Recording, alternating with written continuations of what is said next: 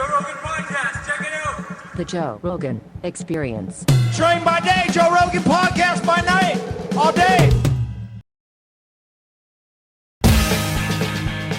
We're rolling. So, you guys have a new show. Hey, Joe, what's up, man? I just want to say I told you. I knew it was going to work. Yeah. Dude, never would have happened without you. I knew it was going to work. I was like, why are you like trapped? I mean, it really is actually true. We've been thinking about going independent for a while because it's just more consistent with our values. The Hill takes money from all kinds of people that are very contrary to the things that we've been talking about. But, you know, it's scary to... I got kids, I got, bills, like all the health insurance, all this stuff. And so I think especially during COVID when we couldn't actually directly interact with the audience in person, it's hard to know how real it is. So when we talked to you and we're like, oh, we're thinking about it, we're kind of nervous, and you weren't just like, maybe, you were like, yes, do this. It actually really did help us to make the move, so thank you. No question. Terrible person to take advice like that from because I'm always like, jump! Yeah, fucking jump! Well, in this case, it was the right call, so broken clock or whatever. It's really scary, and it's one of those things where, we were telling you this before, where you're like, you don't know if you're like, am I going to miss this? You have these guys you have to support. Like, I don't have to deal with all this like administrative stuff and like set design and upload. But honestly, we love it so much. Like we wrapped, I think, our second show, so we could finally got. And I texted her. I was like, "This is amazing! Like we're free. Yeah. We do it the way that we want. We produce it the way that we want, and just having all the like big stuff out of your mind in terms of like the pressures of corporate media, because." To be clear, like the Hill never like directly censored us, right? But, and you've talked about this, it's about these outside interests. Like there's interests that their company has that have nothing to do with us, but could impact their interest based upon what I say. And I've told this story publicly now about what happened, but like we were doing a segment. This is a basic segment. I want to be very charitable. And once again, to be clear, the Hill never said anything. They said, don't say this or whatever. But we're talking about the seniority system for Democrats in Congress. And I was like, this creates really perverse incentives because you have all these really old people who run Congress, like Maxine Waters, who's like 80 years old. Here's all I said. Maxine Waters will be chairwoman of the Financial Services Committee till the day she dies. That's it. So I later find out her fucking press secretary called someone at the Hill and said, Saagar's issuing a death threat against Maxine Waters. Saagar's issuing it. And here, what do I want to say? I want to say, go fuck yourself. I'd be like, literally put me on the phone with them, go fuck yourself. But here's the problem. And once again, the Hill didn't say anything, but I have to know this in the back of my mind. Hill reporters have to go and talk to Maxine Waters. That's literally part of their job. Like, she's chairman of the Financial Services Committee. She has a lot of access. One of the most powerful people in Washington. She does other shit with the Hill. And so in the back of my mind, I'm like, can I say whatever the fuck I want about Maxine Waters? I mean, they didn't tell me to say it, but even if it's the back of my mind, like, I would be lying if I wasn't saying that wasn't with me a little bit, right? Like, you're always thinking, you're like, man, you're a human being. They're not going to fuck with me. They're going to try and fuck with your boss. But they're putting it out there in the air, though, so they're making you think about it. Yeah, that's the whole purpose of it. That's exactly right. Yeah. And there were things, too, like, I didn't even want, because the whole ethos of our show is we're independent-minded, right? We're not carrying water for anyone. We have our views. We're very upfront about those views, but we're not doing partisan cheerleading here. We're not carrying water for any corporation or entity or anything like that. And so even the appearance of the Hill's a corporate entity and they're taking money from these various places, that's their right to do, even the appearance that would affect our coverage really, really bothered me. And so I'll give you a perfect example. I don't know if do you know about this case of Steven Donziger? It's a crazy thing. He's a lawyer who won a massive lawsuit against Chevron for the horrific things that they did in Ecuador and basically like destroyed the whole area. And he wins a $9 billion, I think it was, suit against them, largest in history. They hit him. They're trying to fight back against him. They hit him with a contempt of court charge, which is a misdemeanor, which is nothing. He's been under house arrest for now 2 years, completely unprecedented. Show trial. It's an insane situation. And we were working on getting him booked to talk about this. And meanwhile, I'm seeing tweets that are saying, Krystal and Saagar aren't covering this because the Hill's taking money from the American Petroleum Institute. Now, that wasn't true at all. Yeah, we booked him. We booked him. We talked to him. We talked to other people about the case. We covered the case. But I hated that was even a legitimate, by the way, question in people's minds. So it was things like that. And I have to say, like Saagar, I was worried there would be things that I really missed about having the corporate structure, like just that support system around. We feel so free. Doing the show is just an absolute pleasure. We feel unencumbered. It's actually even more of a relief, and the audience has showed up for us even more than we ever could have expected. It was amazing. I mean, I got, Maxine, you can't control me now. You got nothing on me. Well, that's the thing is, like, what they did by saying that you issued a death threat against them is literally, that is everything that's wrong with politics and everything that's right about your show, is that you guys are just present and honest, and you see things and you talk about those things without biases. And you have perspectives, but you don't have biases. And the problem with these people is it's all bullshit. And so, like, by saying that, they know you didn't really issue a death threat. Of course. He knows. He knows. He knew when he opened his mouth. Everyone knows. The crazy thing is, but they're playing a game. This happened twice. So this happened to another time. So I was doing a lot of reporting around TikTok, and I was noticing all of these former Republican lobbyists are working now for TikTok, because I heard they were paying top dollar rates. So I do some investigation. This is basic Google.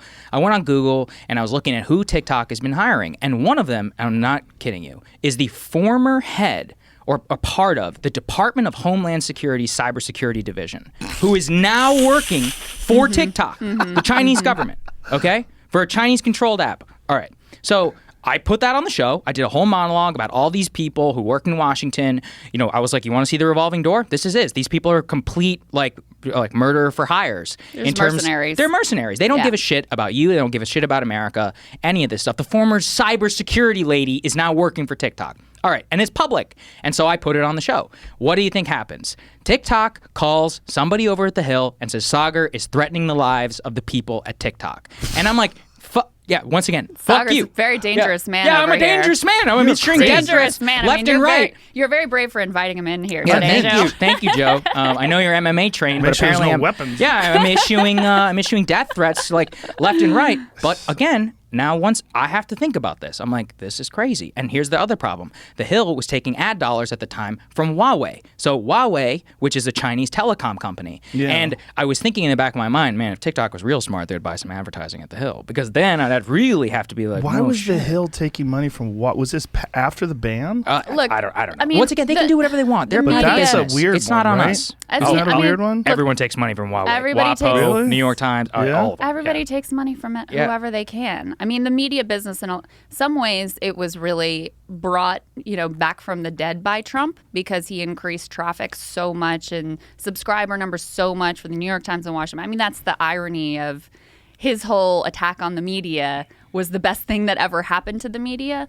But the overall model is in free fall, and people are revolting. I mean, that's really what, with the success of your show, with what has happened with Breaking Points, our new show that has been totally wild, is people don't want this spoon-fed narrative. They don't want to have to think about, like, why is this paper covering these politicians in this incredibly fluffy way? Because they're more interested in maintaining their access and maintaining their social status within that club than they are in actually getting the facts right in a way that can require sometimes courage, that can be uncomfortable sometimes with your social set. And so I really do see it as kind of a watershed moment where some of the old models are dying, and people are sick and tired of having their attention monetized. They're sick and tired of being fed whatever the safe mainstream narrative is.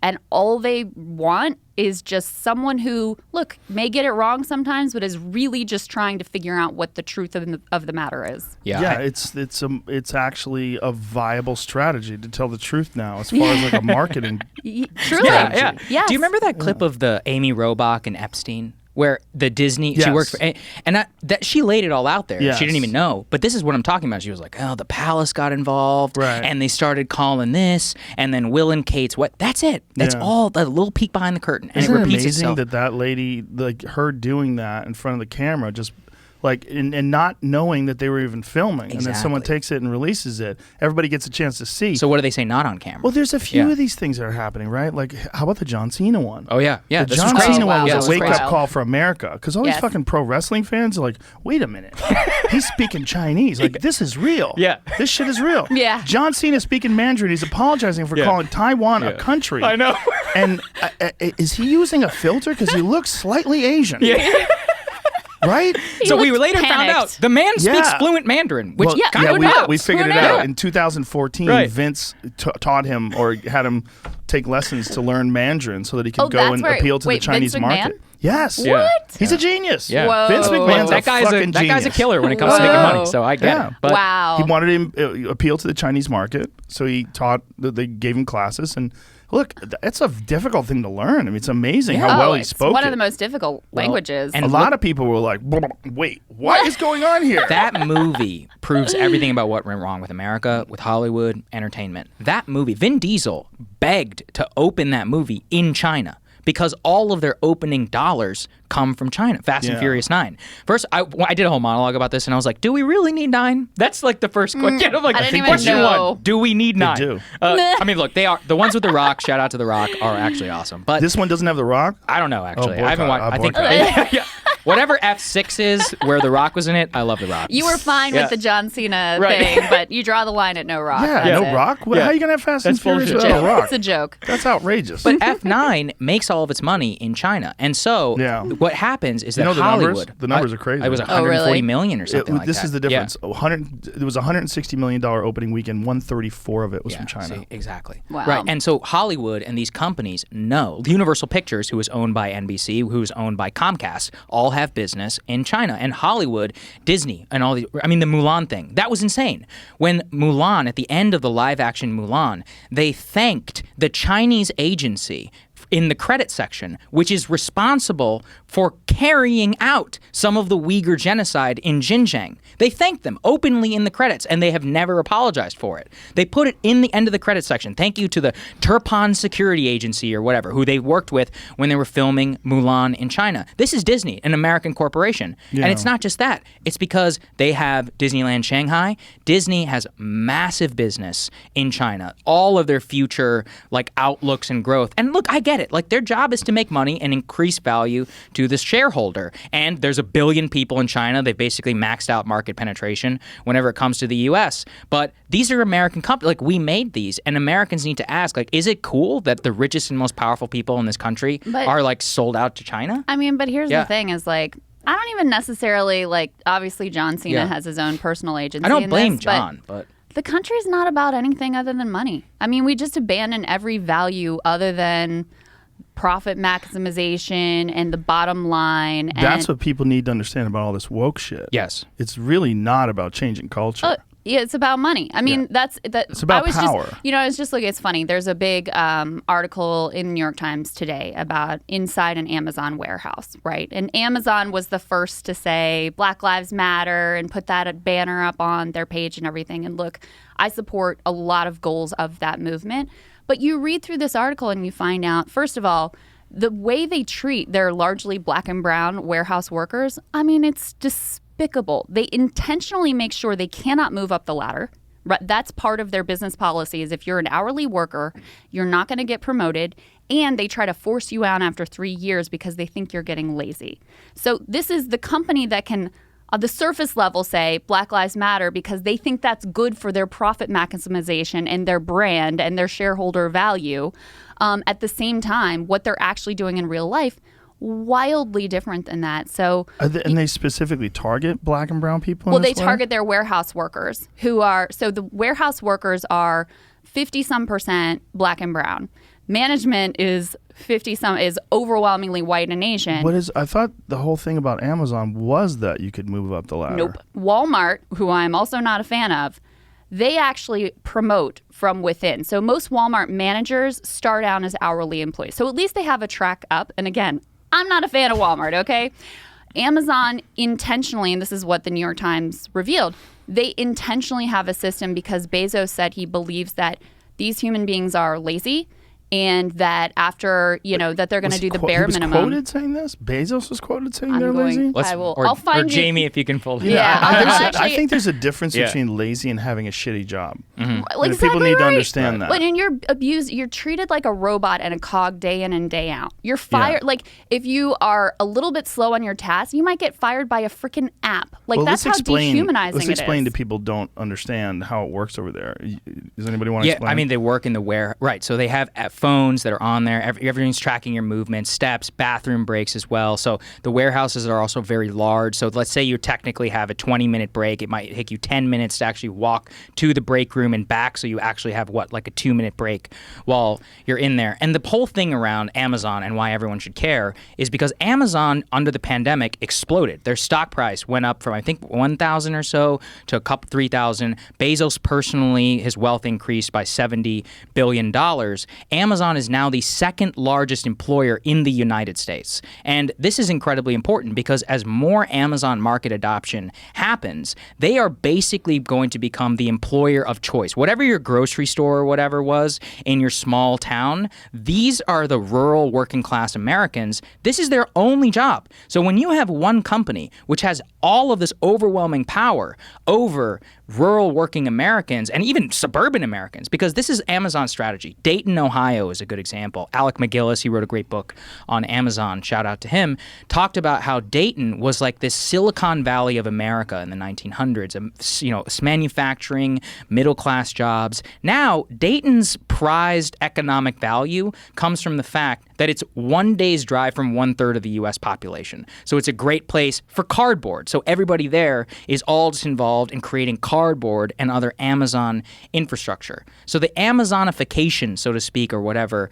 of America makes it so that if, let's say 30 years ago, you grew up in your town, you may have to go to Walmart, H-E-B, we're here, you know, I grew up here in Texas, Kroger as well, McDonald's, something like that. Now it's basically like McDonald's, Dairy Queen, and Amazon. And when Amazon is the prime market employer, they are the sole determiner of market conditions increasingly. So it's Walmart and Amazon, which are number two. And we're talking about millions of people who are now working at this company. So people are like, why do you guys talk so much about Amazon? Because I can see the trends. This company's not going anywhere. Look, props to them. Like I love Amazon. Like I order a lot of stuff on Amazon, but increasingly becoming aware of the price of what it takes to do overnight delivery to your house at 4 a.m. in the morning, or increasingly becoming aware of the fact that they are basically on this mission to drive price down as much as possible and squeeze as much out of their workforce. That is where it's trouble. What was the furniture thing that we just covered? Yeah, this was crazy. Well, and did you see their delivery drivers are so like the demands are so intense they're having to pee in bottles and shit in bags. Right, and they admitted shit in bags. Literally. Yeah, that's where I draw the line. I don't really care if a guy has to pee in a bottle, but if a gal has to pee in like a dog bowl, right? That's I'm like, bad. this seems I mean, wrong. and this that's happened the thing publicly. is like, I would like to click the button that's like, I'll pay a little bit more if you can promise me no driver had to shit in a bag in order to get this to me tomorrow. We kind of glossed over this thing where you said that Jeff Bezos so said I got that the people quote. are So lazy. here's what the New York Times says. Amazon's founder, Jeff Bezos, did not want hourly workers to stick around for long, viewing a large disgruntled workforce as a threat. This other executive recalled who worked at Amazon but then left. Company data showed that most employers became less eager over time, he said, and Mr. Bezos believed people were inherently lazy. What he would say is that our nature as humans is to expend as little energy as possible to get what we want or need. That was embedded throughout the business, from the ease of instant ordering to the pervasive use of data to get the most out of employees. So guaranteed wage increases stop after 3 years, and Amazon provided incentives for low-skilled employees to leave. So every year they would offer associates thousands of dollars to resign. They made sure that any position, they gave people sort of the illusion of promotions being available, but then there'd be one promotion available for hundreds of people. And they very seldom hire management from within their own ranks. It's like they view us, it's totally class stratified is basically the bottom line. And of course, lower classes in America are disproportionately black and brown. It's not like they're specifically targeting black and brown people, but you have one class of people that they see that as worthy of doing the grunt work and shitting in the bag, and one class of people that they think of as worthy of like actually having the more intellectual jobs and running the place. It's a really abhorrent way of viewing human beings, essentially. And so this is part of the kind of, again, rot of America that I also think is reflected with the John Cena thing, et cetera. It's like, you're certainly more of a capitalist than I am, but you can't have a country where the only freaking value is money. Like, no. it's just you see the sickness of people who have all these addictions and are last year was the worst year on record for overdose death. You see the suicide rate spike. I mean, you see people who just feel like they have no meaning and no purpose and no grounding and no community. and all the life being sucked out of these human beings in these communities. It's just disgusting. The problem is money's quantifiable, and happiness and love and camaraderie and friendship is not. It's squishy. It's you can't put it on a scale. Put that quote back up again. This kind of shit drives me nuts, and I can't believe they actually report this.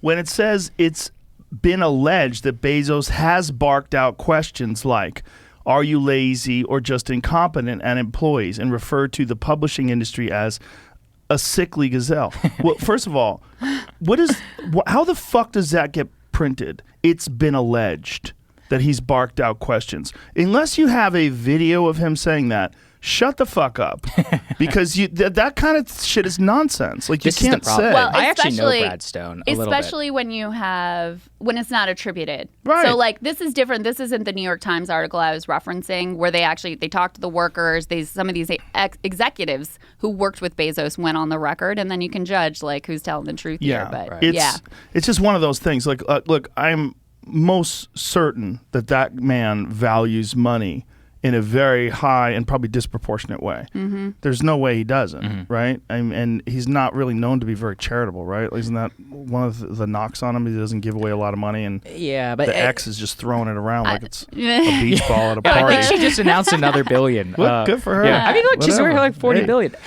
She could keep 5 stashed away. You won't even notice. This is the problem I have, though, because to what Krystal was referencing, and again, look, I'm more capitalist than Krystal, but I look at what's happening with Bezos and with Amazon and this unionization drive, which there was a recent failed unionization drive at one of their warehouses in Bessemer, Alabama. So Bezos reportedly got pissed that politicians were shitting on Amazon.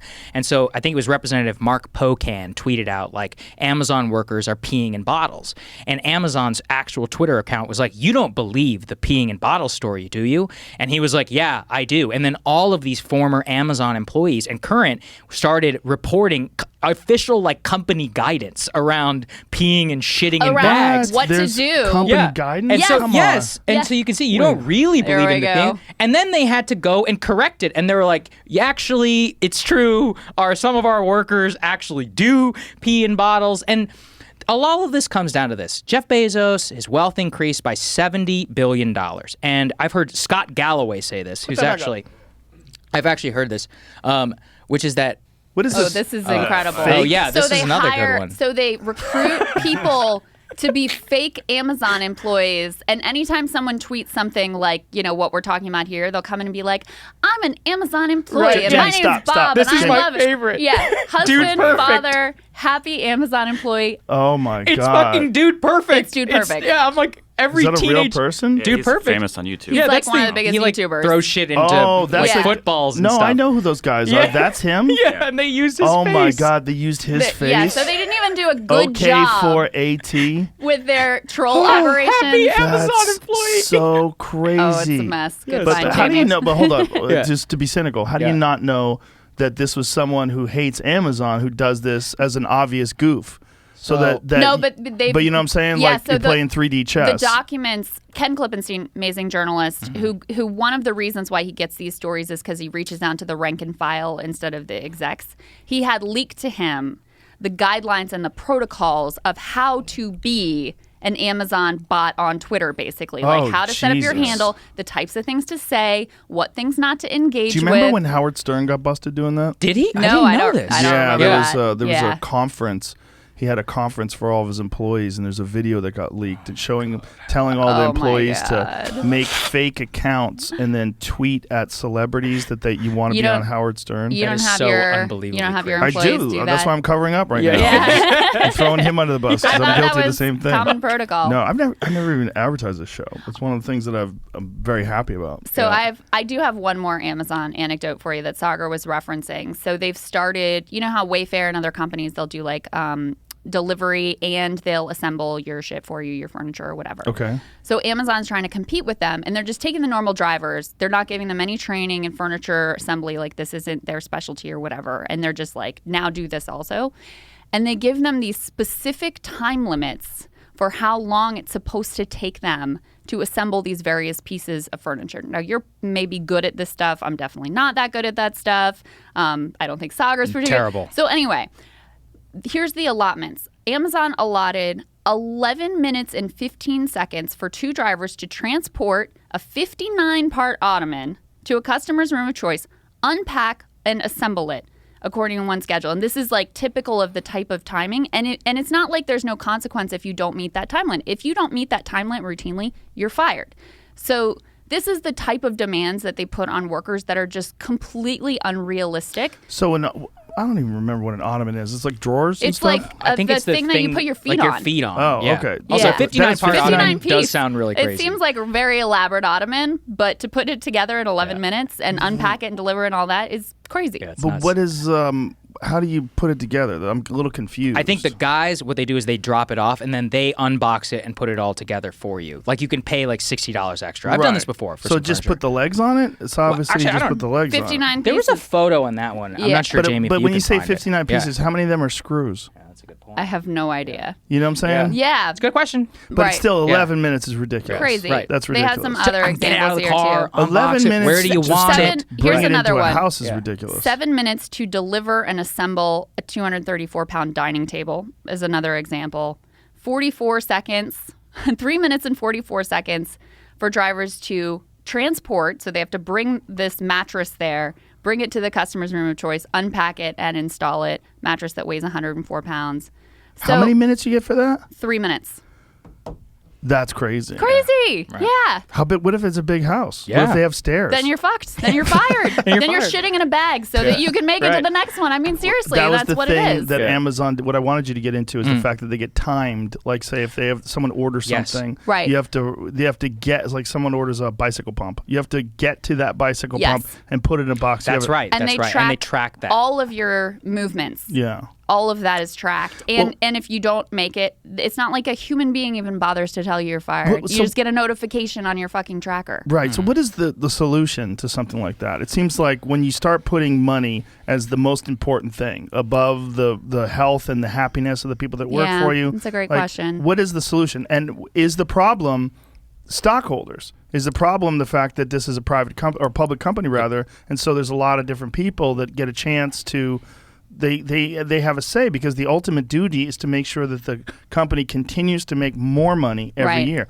No one's happy with just things one's being flat. satisfied. They're doing their job. Yeah. Here's the problem. We actually solved this over 100 years ago. They're called unions. And this is something that Krystal and I mean, Yeah. I definitely depart from a lot of my conservative friends on this, which is that if you really think about it, a union is a very inherently conservative organization. It's a non-governmental institution of people who band together and then use their collective power in negotiation with management. Now, the problem, though, right here with Amazon is virulently anti-union. They will basically do anything they possibly, and this is basically an official Bezos policy. Like, we will not negotiate on unions. They threw everything they possibly could at the Bessemer election. And look, I mean, they did win, and that's the reason why they raised their wage to like $15 an hour, or I think it's $17 an hour now. And they're like, we have the best health care and all this, is because it's basically like, you're going to get this, but don't you goddamn dare unionize. And it's not just Amazon. Walmart, I think, just recently they said they're going to give all of their employees a free Samsung phone, but it's like 729,000 employees. And buried within the stuff is that you're going to be tracked, like when you get that phone. Like, now the phone is with you, and that's the company phone. And the company phone is going to collect like all of this data exactly as you're talking about. You only have 15 seconds in order to go and get this and place it into the bin, which is the average time. And, oh, you have sciatica? Fuck you. Oh, you have your leg is broken, or like you're in a boot or something because you were injured on the job? Fuck you. I once read this Daily Beast story, which was horrific, where it aggregated like a FOIA thing of all of the suicide calls from Amazon warehouses. So it's like, we got another one over here at the plant. They're like, we got another one. They're like, oh, somebody just jumped. They're like, oh, this guy's, he's saying. Now, look, a lot of people work in Amazon plants, so it's not like there's a law of numbers and stuff here. And I'm not just singling out Amazon, because actually, like I was explaining, they're the top of the labor market. So like, the problem with our labor market is that our current workforce does not have enough power to negotiate with the shareholder class. We solved this in the 1920s and 30s. Like, we had a whole fight about this in our politics around unions and worker power and wages. And I mean, I saw I saw a politician, I can't even remember who it was, talking about this with relation to Uber, where they're like, well, they can just go and they can leave if they can just leave and go work somewhere else. But in many cases, like I'm explaining with Amazon, if you work in a town where the only thing you can do is work at the warehouse, you don't have a lot of power. And so we have to go back to a scenario where workers have some power in negotiation. Look, I think shareholder capitalism has run amok. We have a lot of problems. That being said, there's a lot, obviously, to the engine of why we are the preeminent world economy and the preeminent society. The problem is that it's become unchecked. Is that basically 1975, 1980s, and so onward, the shareholder march, that's what led us to the China problem. These are Wall Street and the shareholder class are the ones, they knew that it was going to screw working class jobs here in the U.S. They're the ones who pushed for more free trade with China, and then the political class are the ones who said, not only is shit going to be cheaper, because that was the trade-off. They're like, shit's going to be cheaper in America. Congratulations, it's all cheaper. We also lost our entire middle class, especially in the industrial Midwest. But China's going to become more liberal and free and open. And that was a total failure. Instead, we have imported Chinese autocracy to our country. Fucking John Cena, LeBron James, and James Harden are on the side of the CCP over their own citizens. Shaq is the only guy who spoke up for Daryl Morey whenever it came to Shaq. He was like Shaq. the face of America. It's like, it's totally crazy. The Chinese understand us better than we do in some ways because they get that like money's the weak spot. And so you ask what the answer is. I mean, look, it's not straightforward, but basically there's two pieces. There's a policy piece that Saagar's talking about, giving workers, rebalancing the scales. There used to be a balance on the scales where workers that had more power within the workplace. You had fewer of these gigantic firms that just control the entire market. So there's a policy piece here that's extraordinarily important. There's also a societal choice. Like, do we want to put cheaper as the only thing that we care about, right? It is that fundamental choice of like, if you can click the button on Amazon that's like, I'll pay a little more or I'll wait like an extra half a day for the worker to be able to feed their family and like live a decent life and not have to shit in a bag. Do we want to make that choice? Because right now, the whole structure of society is basically set up to cater to, frankly, people like us who are doing well. And we want to have everything at our fingertips as cheap as possible, as soon as possible, every experience, et cetera, et cetera. And it's become wildly unbalanced so that if not a majority, close to a majority of the population, it really is very hard to live. Housing prices are going insanely up. So the idea of a working class family affording a home anywhere in America is just wildly out of reach. That's the one way that you can basically build wealth in America. You have no choice in terms of employer. So if you hate Amazon or they fire you or whatever, you're fucked because there's nothing else in your town because everything's else been sucked out to China. Especially during the coronavirus pandemic. Absolutely. And they're the only ones hiring. It's a disaster. A disaster. So many businesses are gone and so many big corporations have gotten bigger. 100%. It's and really this was scary. So we all saw this coming at the very beginning. We knew it was going to be a bonanza for the people who already had everything, and that's exactly what happened. I don't think it's just us. I Yeah. think they knew it too. 100%. This is one of the reasons why the really skeptical people, the people that are very cynical about things, think that some of the lockdown was on purpose and that what people were trying to do was trying to accentuate the power that these big corporations had. I think it's more of a failure. I dissent in that I think we needed to make sure we got the virus under control and all those things. But at the beginning, there was a false choice that was made. There was this false choice where they said, well, you can either have your job or you can have lockdown. Well, we didn't have to do it that way. There was a possibility of just, hey, listen, backstop people's payrolls, keep them attached to their jobs. If we had done that from the beginning, we would have spent so much less money than we ultimately spent. That's part of the problem. But the other problem was essential businesses. Deciding which businesses are essential. Deciding that Walmart's essential, but a small restaurant is not. Correct. Oh, it was shit wildly is crazy. arbitrary. It's because the Walmarts of the world have power. Exactly. That's what I'm saying. That's what and it was. They knew. Absolutely. They had to know that some of this was going to result in businesses going under, and that was going to result in their market share growing. Absolutely. And that's where people are cynical and You know. conspiracy-minded. They look at this and they say, this is almost like a calculated attack. I wish it was calculated. I think it's worse. I think It's that incompetence. it was Trump and it was culture war. It becoming pro-lockdown became, so we live in D.C., we had the highest mask compliance in the country, and our city was crazy. Until Fauci came out and said that you can wear a mask outside, don't have to wear a mask outside. Everyone was double masking in my neighborhood. I live in like the heart of white liberal America, and what's really has happened is that people's brains rotted under Trump, and so when Trump was anti-lockdown, short circuit. It's over. There's no discussion. That's the Wuhan lab leak. Exactly the same thing. 100%. If Trump says it must be false. Lockdown. Bullshit. Did you guys see the Jon Stewart rant? We just saw it this morning. It was incredible. Brilliant. Wait, I haven't seen it yet. Fucking play it. I haven't seen it. Play it. I It's literally just saw it on this morning. Stephen Colbert, right. It's and Colbert tries to jump in and stop him. Because he's a huge lib now. That's his whole thing. Over him. Colbert was a Catholic. Yeah. Oh, Colbert used to be so good. The old show was because he was a parody. Brilliant. And now he's the real person. Yeah. He's like this pure Biden lib. I'm like, what happened to you? It makes me really sad. It's yuck. Yes, but listen, this is a big part of the problem with Hollywood in general, is that you really can't stray outside the ideology. You have one ideology, and that ideology it's crippling the entire city of Hollywood. Let's hear this, because when Jon Stewart goes off, it's fucking genius. And he's saying what everyone has been saying, but he did it in a brilliantly comedic fashion. And this guy's because a genius, Jon he's Stewart, a genius, and he's such a fucking great guy, and because he's the guy from The Daily Show, and because everyone knows he's progressive, and he always has been, he's like, he is the perfect guy to get this out. But before we play this, the thing about him is, yes, he's always progressive, but he was always willing to take shots and call out hypocrisy wherever he saw it. So you knew what his ideology was, but he did not pull punches. No. And that was why people loved him. It also made his points on the right much more valid, because you knew he's taking shots at the left too. 100%. That's what people don't understand at CNN. If you only attack the people that are on the right, no one listens to you. If the moral of every single story is Trump is bad, like certainly at some point he did something that was worthy of praise, right? Yeah, it's just and Fox News is the same thing. Yes, I mean, the moral of every story is Democrats are destroying the country. It's like, well, why they are you exist watching? in This sound is so bites. boring. They exist in sound bites, and they don't understand that people view them as a whole. So people view everything that they say, and they don't understand that when you do that over and over again, people get cynical. It's like, we see your game here. This is like the let's most obvious thing Let's play this because it's so goddamn good. Let's scoot a little in there, Jamie.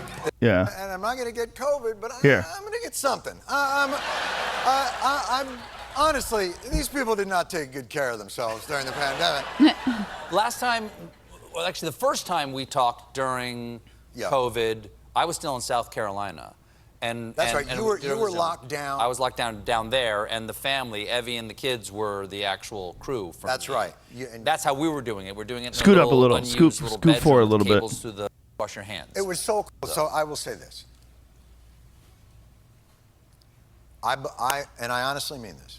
I think we owe a great debt of gratitude to science. Science has, in many ways, helped ease the suffering of this pandemic, which was more than likely caused by science.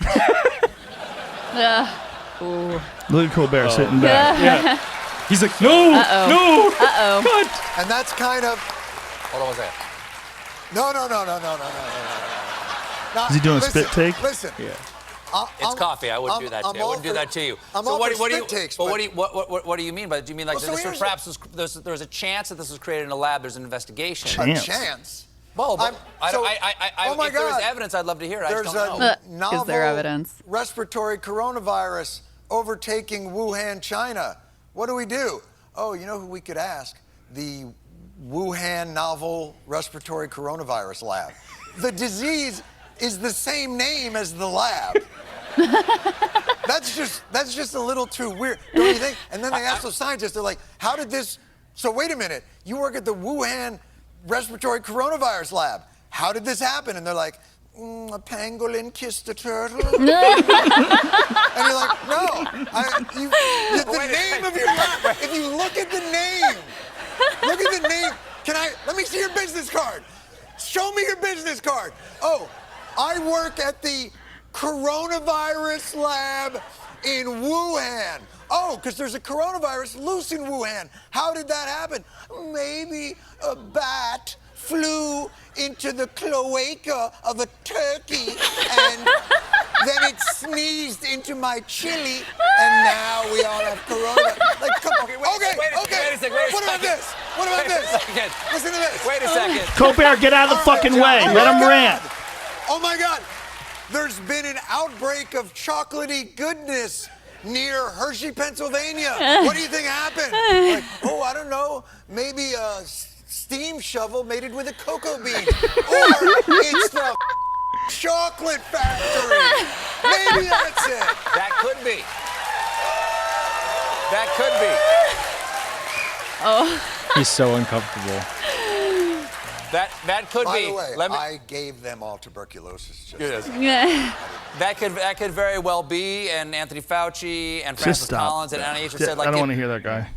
Oh, was he gonna cover for? Yes. Saying I'm sure Fauci's he's looking looking into it now. Just stop. Oh, now he's looking into it. Yeah, now he's Stop. looking into it. But that was the other thing that's crazy, the differences between the way people on the right and the left were looking at those emails, the Fauci emails that got leaked. That's such a great point. That so many people were saying, like, the fact that what hellscape world we live in, where anyone could look at those emails and think that Fauci is a villain, is so insane and shows you where we're at right now. Like, hold the fuck on. Yeah, You've got emails where this guy is saying that masks don't work. Right. You've got In emails. February, right. Yes, Yeah. while he's been telling everybody you have to mask up. You've got emails where he's saying, hey, is this coming from a lab? Yeah. Like, he's talking to people. And here's the thing: is like, no one is above reproach, right? And the minute that you buy into this like great man theory, it leads to some fucking ugly places.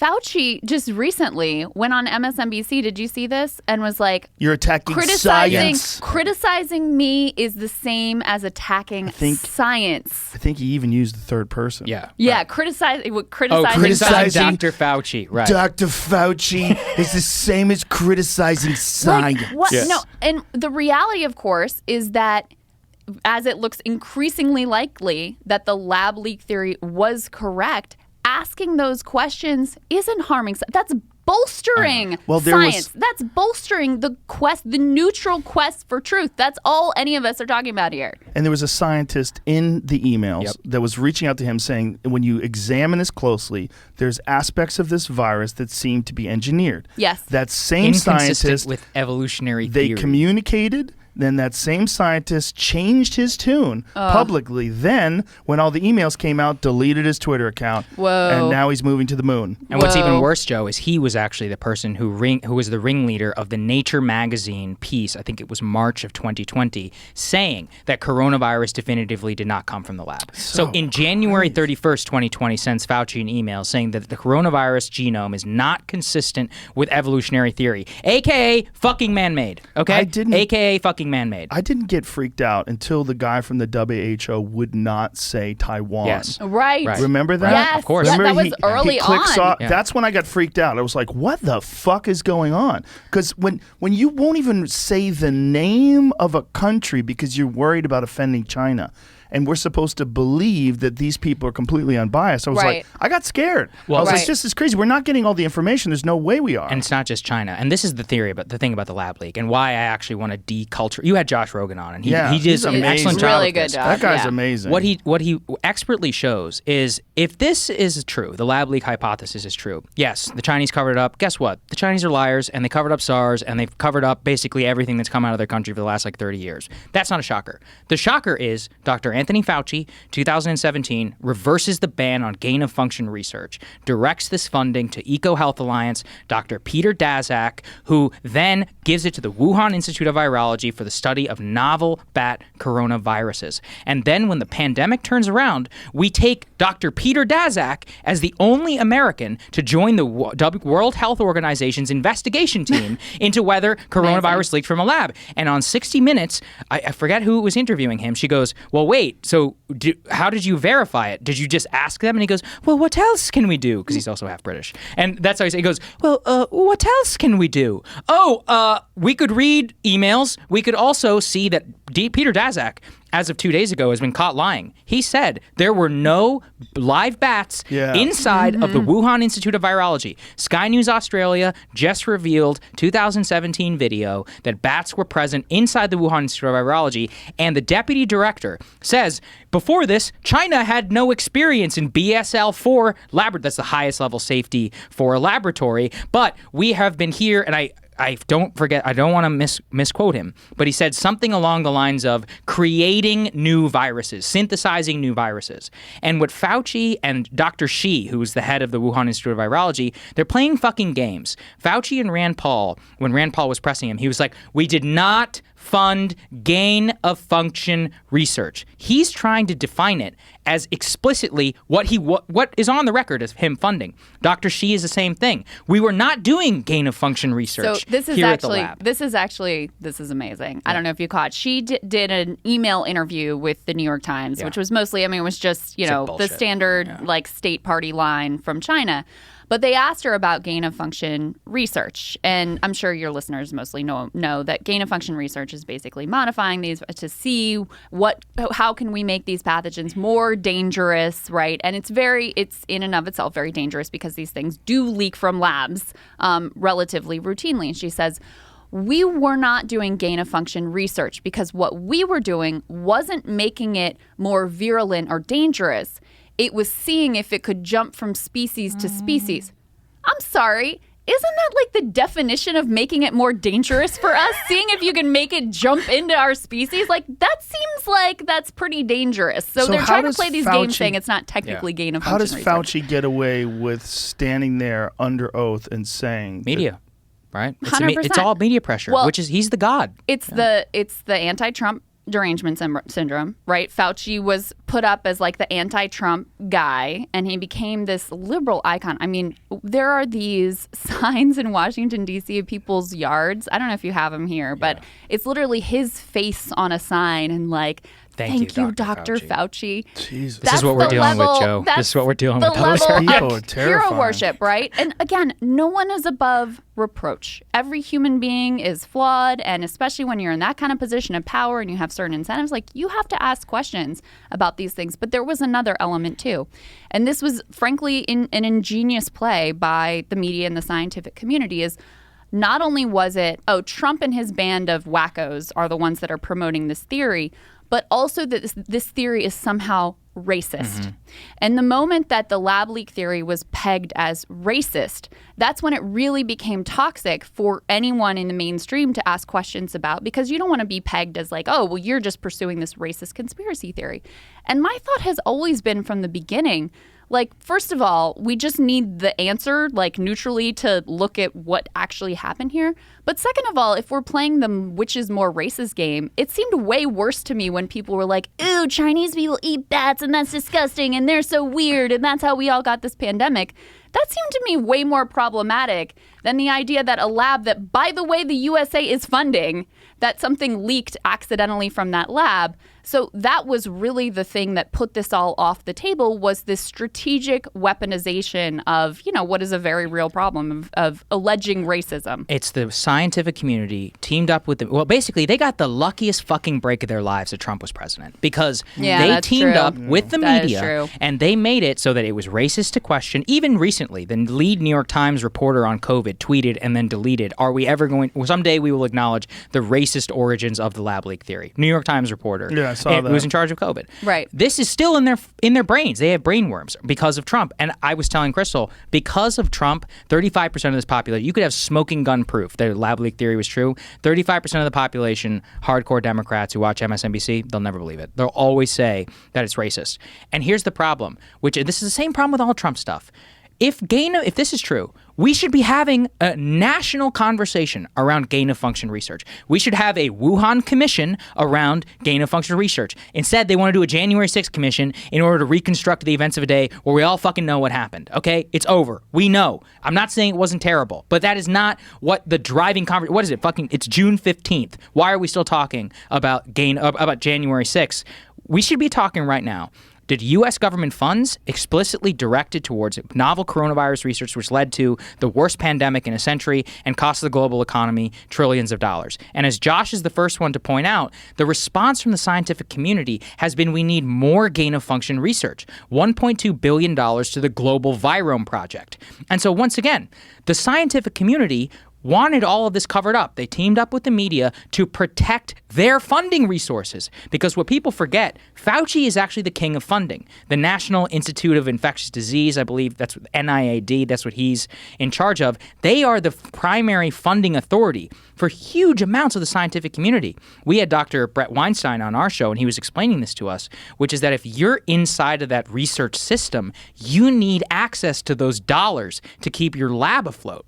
Like, for my dad is a professor at Texas A&M, and so I know a little bit about funding and like the way that you keep your tenure positions in a lot of these universities is you have to like continually bring funding in. So both my parents are professors there, and so like a lot of the professorial game is getting money from granting institutions. Now in the science community, it's from the National Science Foundation, it's from the National Institute or whatever. Fauci is the head of the National Institute of Health. They have to keep the dollars flowing. So if you admit this is gain of function research, you start asking questions, the NIH and Fauci can fucking cut you off. Like, this is a whole business. It's a multi-billion dollar, I mean, it's an industry because it's about research. And look, the core theme of our show is like follow the money, right? So follow the money. Where's the money lead? At least Fauci, Peter Daszak. And it's like, look, I don't want to sound crazy, but this is basically like a global conspiracy in terms of the Chinese government. It's a total cover-up of the Chinese government, the U.S. government, the guy who was on the fucking TV, and we were all supposed to trust this entire time. And it turns out like he's the guy who reversed the ban in the first place in order to take advantage of the chaos under Trump. And I know it's so complicated, and regular people, this is what bothers me most about the mainstream media. People want to live their lives and they want answers. And increasingly, they know they are being lied to, but they do not have the time because it's our job in order to, explain all this about Peter Daszak and the World Health Organization, what is gain-of-function research, how Washington actually works, the global funding structures, etc. People are being lied to. They have been completely lied to on this story. I do think this is the biggest failure since Iraq WMD. I think this is WMD 2.0. Well, and there's a couple things that are really important about it. I mean, number one, just knowing how the pandemic started. Yeah. So we can avoid it in the future. That would be a good thing. But number two, it really does reveal the brokenness of the media and the way that they were complicit here, the way that they actually bought the lies because they were viewing everything through this culture war lens rather than just looking for and searching for the facts. So they looked at, okay, I know Dr. Fauci, I've been talking to him for years. I have this like relationship with him and I trust him. And on the other side, we have these crazy kooks. So I'm not even going to dig any further. I'm just going to assume that what these people are saying is correct. And again, you layer on the charge of racism and it makes it a very potent brew. So it shows the way that these failures and vulnerabilities within the media can lead to wildly misleading the entire population for a year on what, I mean, you'd have to say this was one of the most important questions of the entire year. And they just were absolutely complicit in a total cover-up where you couldn't even talk about it. Well, it's also, there's no Democrats that are questioning Fauci the way that Rand Paul is or Senator Kennedy.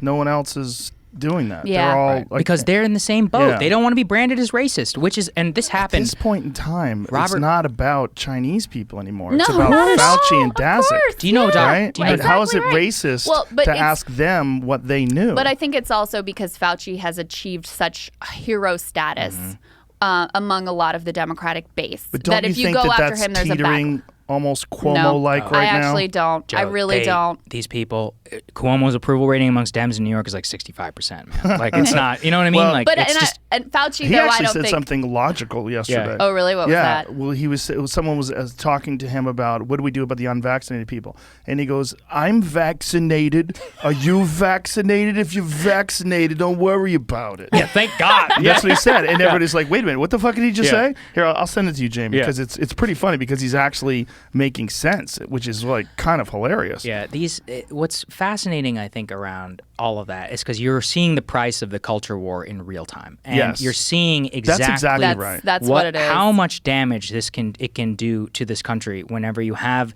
the media sold out in this way. Donald McNeil, who actually got canceled, he got canceled because he said the N-word on a high school trip. This is a whole other thing. Yeah, I know that story. Yeah. So anyway, Because he was- someone called somebody Yes, that, and right. he said, "Did this Right. person say that word?" And because of that, he got canceled. Yeah, because which of years talking. and years Completely ago, listening. right? Let's hear this. Let's hear this because it's kind of hilarious. Because you have the vaccine. I am vaccinated. You may not be vaccinated, but you don't pose a risk to me because I am vaccinated. So if you are vaccinated, what are you worrying about? Now the only question is the effective rate of the vaccine, which is 80, 90%, whatever it is. So if you're concerned about that, get a vaccine. Well, there'll be unvaccinated people. That's their problem. Thank you. This is crazy. Well- This is crazy. He's talking logic. Yeah. Well, and here's Trump is gone, man. and Everyone's and this is everything's the normal thing, again. And this is the thing that I hated throughout this whole pandemic is like, and Trump definitely made all of this worse with the culture war and like the whole like the anti-mask stance and all this. You have people who built up identities around whatever their pandemic era choices were. Yes. And then the media fed this like, you know, the left media, it was like the people who are, if you're having a hard time right now, the people to blame are those like crazy right wing, like your neighbor, your friend, your uncle down the street who has views that are different from yours. And if you're listening to right wing media, it's like the real villain are these people that are wearing double masks, et cetera, et cetera. And it just feeds this partisan hatred, this sectarian like hatred between these two camps.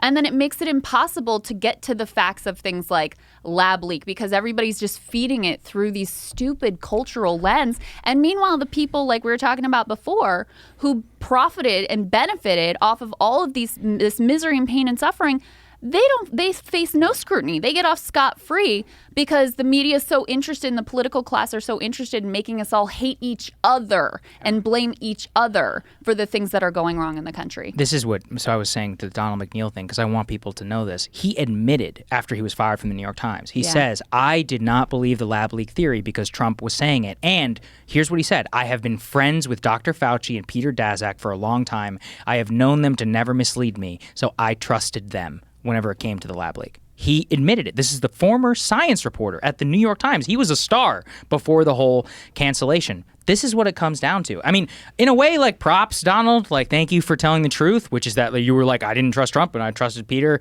Daszak and Fauci and them. But it's all out there in the open, and that's the culture. That's the culture of the entire elite media class, which is there was this poll we covered in was it January? I think it was post January 6th, where it's like, what's the top concern for Democrats? It was Trump voters, and it was amongst I think GOP Right. voters, it was illegal immigrants, was- and then it was Democrats. No, it I wasn't think. the top concern. It was the number one threat to the country. And if you ask I thought Democrats, it was white supremacy. it was Joe like, Biden? That's the same thing. Hand in Right, glove, that's the right? same thing, right.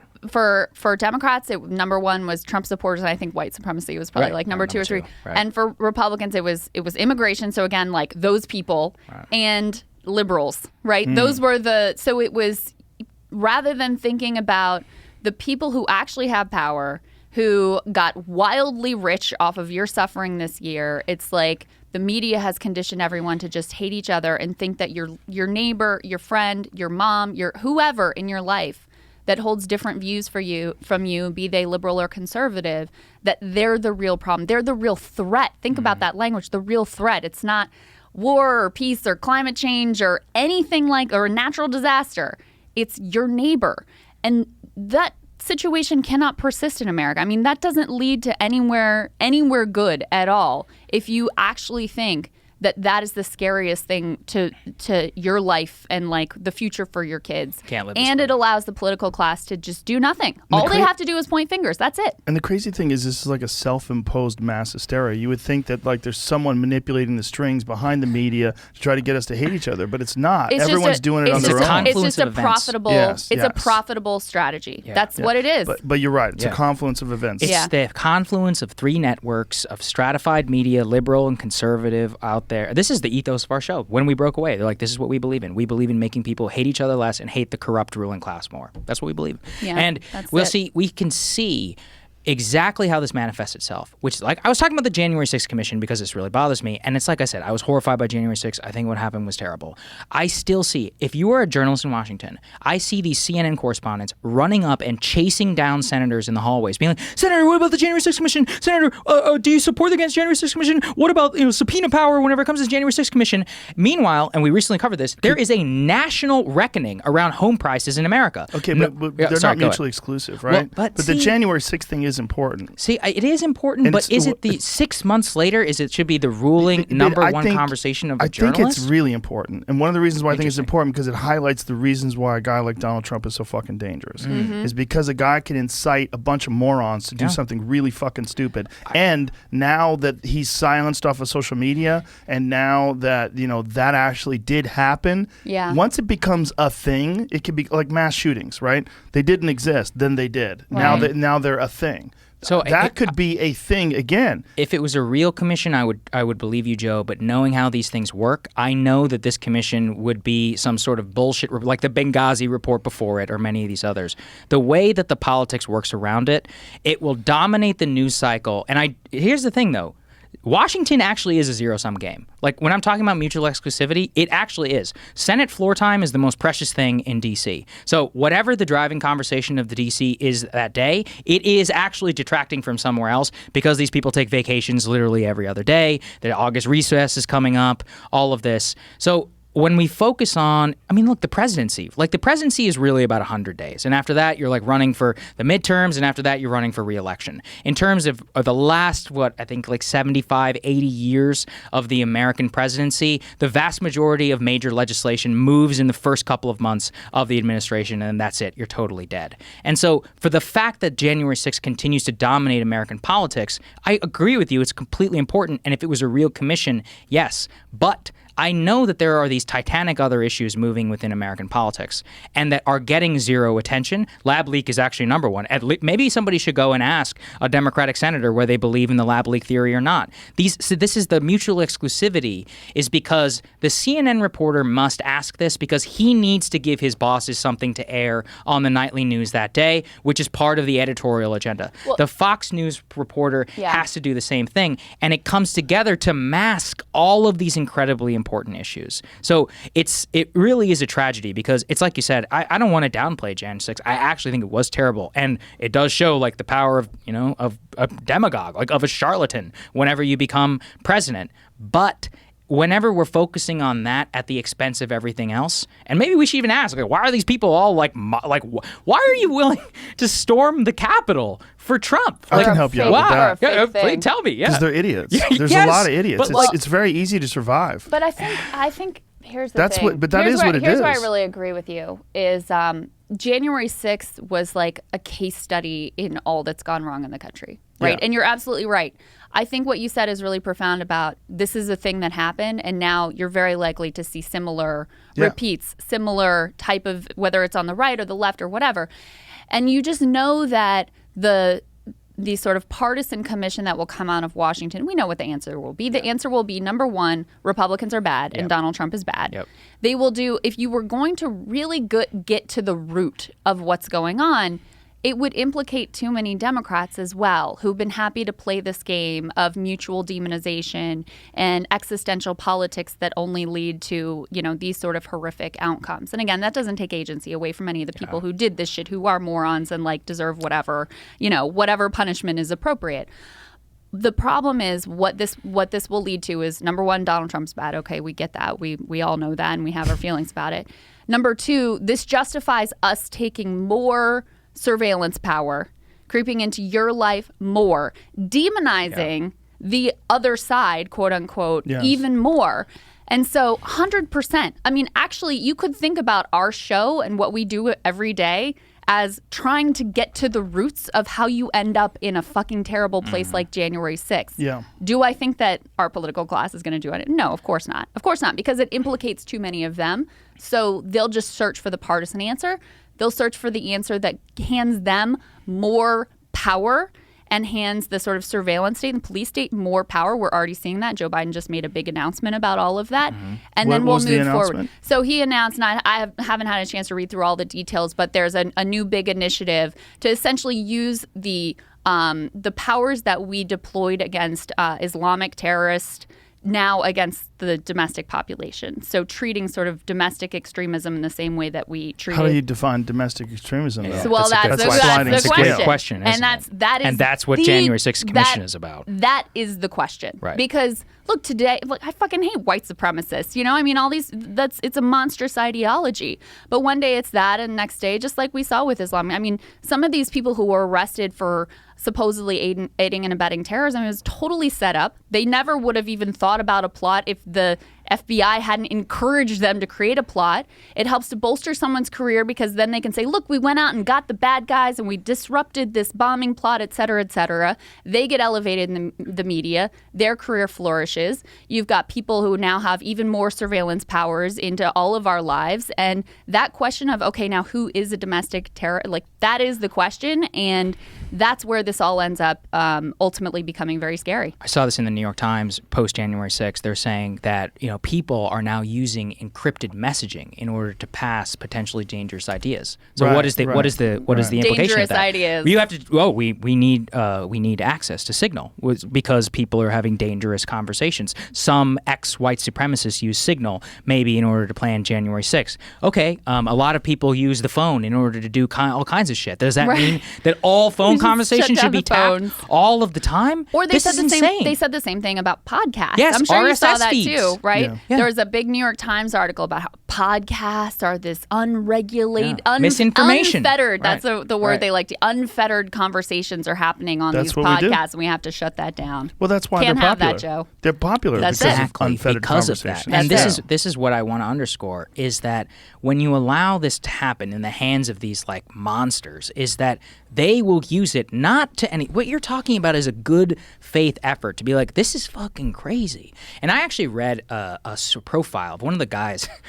I hate to laugh about this, but some of the people who died on January 6th had heart attacks, and it was because it was like the most exciting day of their lives, like while they were storming the Capitol. I read a profile of one of these guys. People that were storming the Capitol. Capitol People were storming died? the Capitol, like. They were Had so heart excited. There were like 4 people who had heart attacks. Eating meatball subs all day and clogged arteries. It's hard to find Once a healthy again, diet in yes. this country, Joe. Well, I was reading about this man, and this man, he's a former Obama voter who was, I think he's from Alabama. He was a ProPublica. Obama voter? He was an Obama voter, not that long ago. And the union, I think he was part of a union, and he had a good warehouse job, and a lot of that left in the mid-2000s, and he started blaming the elites, no, of course, right, for taking away that job, and Trump spoke to him in a way that nobody had spoken to him before. This was Trump's power. It was giving cultural power to largely downwardly mobile Americans. I used to really believe in a lot of the policy issues around why Trump was elected, around trade and all of that. But to be honest, it was pure, unadulterated culture. And that actually made me really sad because I was driving before the election around Reno, Nevada. It was a very rural part of the country. And right on the side of the road, there was this farmer or rancher or something. He had a big house, and he had a massive sign. It was like 20, 30 feet. And it just said, Trump, fuck your feelings. And I really realized, I was like, that was the core appeal, is that Trump gave the power to 75 million people. Remember, he won 10 million more votes than he did last time around, to people who just fucking hate the liberal elite so much. And the mainstream Democratic elite, not the same as the progressive ideology. I want to be very clear there. The like woke capitalism, exactly what you're talking about. The cultural they feel elite. so dismissed, disgust, the disgust like emanates from Washington, from New York, from Hollywood, from everywhere, through every organ of our culture, that in Trump they were able to say, fuck you. That was their one, that's all they have left. They don't have anything else left. And I don't want to downplay it once again, but like, you have to ask this question, like, how did this Obama guy storm the Capitol and then die of a heart attack because it was one of the most exciting days of his life? Is he an idiot? Yeah, maybe. But like this manifests itself all in very dangerous conditions. And so that's when I see all of these games. Like I remember post January 6th, we were talking about, we need to do what we did in Iraq here in D.C. I'm like, no, that was terrible. I'm like, dude. Who's saying that? I think it was Joy Reid who was talking about Jesus debathification. And if anybody wants to know, so I don't want to go too deep around a rabbit hole, but the only reason I'm in politics is because of my opposition to the Iraq War. And I grew up not far from here in College Station, which was very pro-Iraq War, and I thought I was losing my fucking mind as a teenager. Debathification was the policy where we basically unemployed in a single day all of the people who used to work for the Saddam regime in Iraq. Oh, they were also happened to be the situation where you had to be a Ba'ath Party member if you wanted to like take out the trash or the military, the police, all of that. So the country fell to shit in 6 months, and that's how the insurgency happened. And it was amazing to me watching Joy Reid and many others talking about Iraq and war on terror style policy, saying that we need to do that to our own population. That is the ultimate agenda. We're talking, see John Brennan and all these CIA guys saying the same thing. Yes, there we go. That we need more counterterrorism strategies, more dangerous than we've seen in Al-Qaeda. And the urgent, most terror is like this language. I know what this language means. It means billions more dollars to the CIA, to a new creation of some fake like National Domestic Terror Center, which will be in a fancy new building in McLean, Virginia, so that people can spy on you. And then once that happens, you think they're going to give that up? The funding never dries up. It has to keep coming, or people lose their jobs. And once you work for the federal government, it just continues to like march on and on and on. So we both identified this very soon. I even saw, I don't want to attribute the quote directly to him, but I saw some suggestion somewhere about like, these are the type of people we would drone strike in Iraq, some former military. Whoa. I'm like, dude, what is happening here? This is crazy. Right. This is totally crazy. And yet, I mean, look, it hasn't happened yet, but like there were a lot of discussions about a new domestic war on terror law, and you don't even really need a new war on terror law. All you need to do is to redefine what domestic terrorism means. The FBI can do basically whatever the fuck it wants. Like I have read some of these affidavits of the Islamic terrorism. This shit is scary. They're like, I mean, they could like right up the line of entrapment where they're like, hey, do you want to bomb something? And we talked about it the other day on the podcast that there was a guy who was a 19-year-old kid, and they gave this kid a fake bomb. They talked him into it. Right. He thought he was in with Al-Qaeda. Right. Yep. They gave him a fake bomb. They gave him a phone to detonate it. The moment he pressed the buttons on the phone, they swooped in and arrested him. Material support for terrorism, 25 to life. That's it. Yeah, now he's locked down forever. There was a, I think it was the Times that did a whole expose on the Herald Square bomber. Do you remember this? I remember when this was a news, I think it was at MSNBC when the news broke, they've disrupted this plot, et cetera, et cetera. You dig into the details of what where was Herald Square? Herald's in New York. So the New York City where subway, Macy's is. yeah, I Macy's, remember Herald, that. gigantic subway station, tons of people. So you see that and you're like, oh my God, this close call, this was crazy. So number one, the FBI informant radicalized this guy. Started showing him pictures. He was a devout Muslim. They start showing him pictures of like Abu Ghraib and all these horrific things. Radicalize him towards the West. Then they're encouraging him to help them with the planning. They get down to it, and he starts to balk and go, I don't really want to be involved with this. And he actually says, I need to talk to my mom about this. Okay, this is this sort of like horrible terrorist threat. Did not actually, the only thing he agreed to do is he was like, okay, maybe I'll serve as a scout, but I have to ask my mom about it. And that was enough. And again, careers were made off of this. So those are the wait, that's all he said? Maybe I'll serve as a scout? So he was willing, he agreed technically to serve as a scout, but said he wanted to talk to, yep.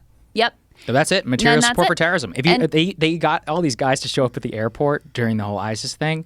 The moment you buy an airport ticket, that's material support for terrorism to the Islamic State, and you show up and they can arrest you at the gate. It becomes an industry. And all I'm saying is I don't want to turn that industry on more people that it's already been turned on. How do we stop this?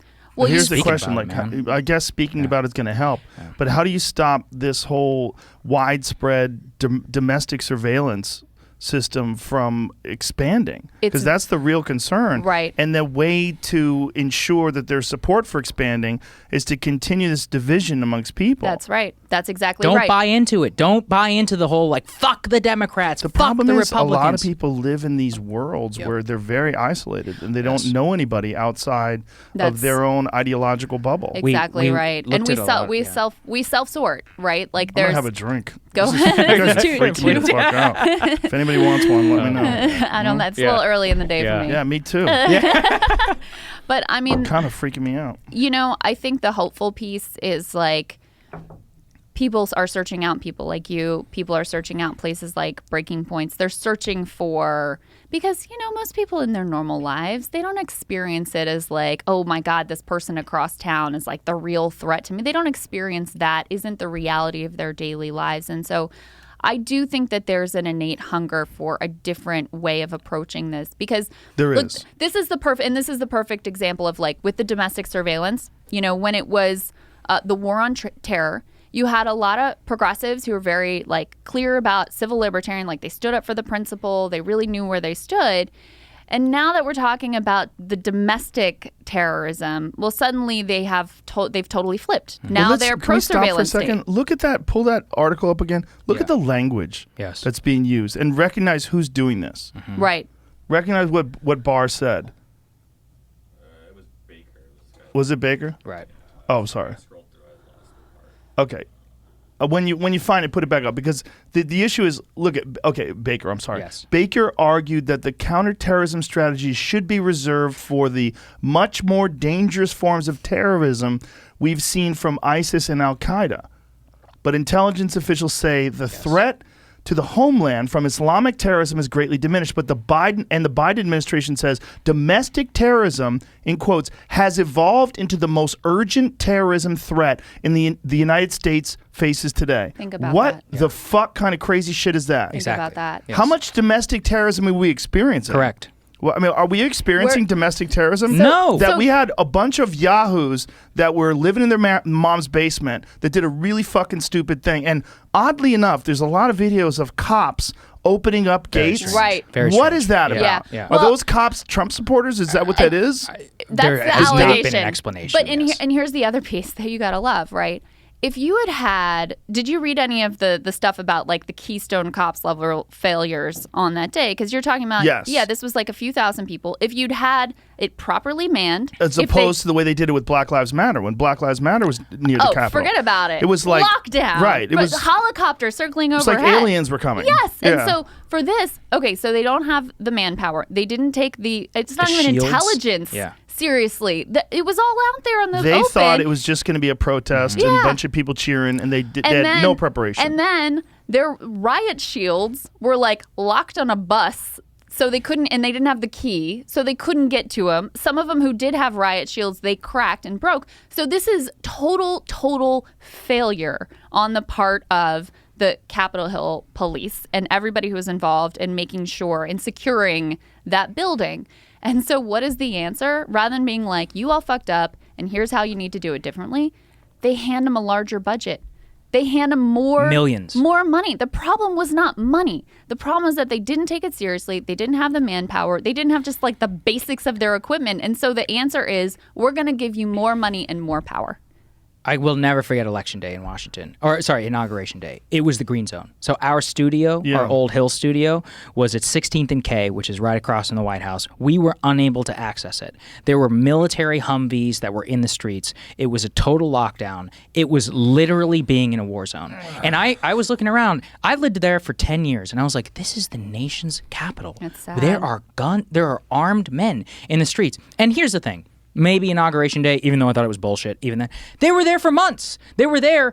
I think in February it had cost $500 billion. And I used to drive past. Wait, what? Million. Yes. Oh, million. Yeah, 500. Yeah. No. Oh, yeah, sorry, 500 million. Oh, sorry, Jesus not 500 billion. Half a billion. Sorry. Half $1 billion. I was like, wait a minute, someone's stealing money. Sorry. Pour another drink, Joe. Still $500 million. I'm gonna spark a joint. But they were there, and the reason they had to stay is because Congress was like, well, there's a QAnon forum where they say maybe real Inauguration Day is March. So all of these National Guardsmen, they have to stay until March. And then the permanent fencing was up there for a long time. Like, even today, you cannot enter the Capitol building, which this is our nation's capital. It used to be a very open and free place, which I always thought was amazing. You see these tourists, walking through, and I think it's important. It's the people's house. And it was there for months and months. We're talking about, we probably spent, the official numbers haven't been released, probably like $1.5 billion on that deployment of National Guardsmen to Washington, D.C., turning it into a green zone, into a militarized zone. For what?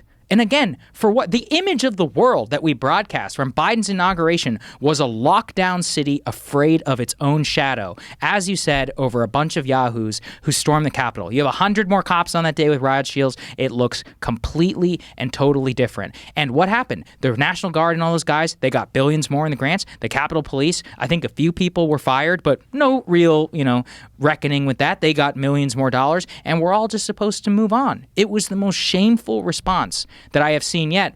And then the domestic terrorism thing that you're seeing there. All of this is about money, in my opinion. It's an industry backed up by ideology. That's money and power. It is money and power that concentrates, and then they use the justification of January 6th in order to blow up the budget for billions and billions more. And then they'll use some. And here's the thing. They have to not manufacture. I want to use my words carefully, but the Herald Square thing is an example. What you were talking about with the 19-year-old, that they're going to go out there on these forums and start grooming kids and saying, hey, do you fucking hate, do you hate brown people or something? Well, you should buy this thing and buy a ticket to come to this convention. The moment you buy the ticket, they're going to fucking nail you, right? And what is that going to do? Did that work on Islamic terrorism? Actually, no. Did not that really. keep anyone safer? Yeah. No. You actually radicalized someone who wasn't radicalized before.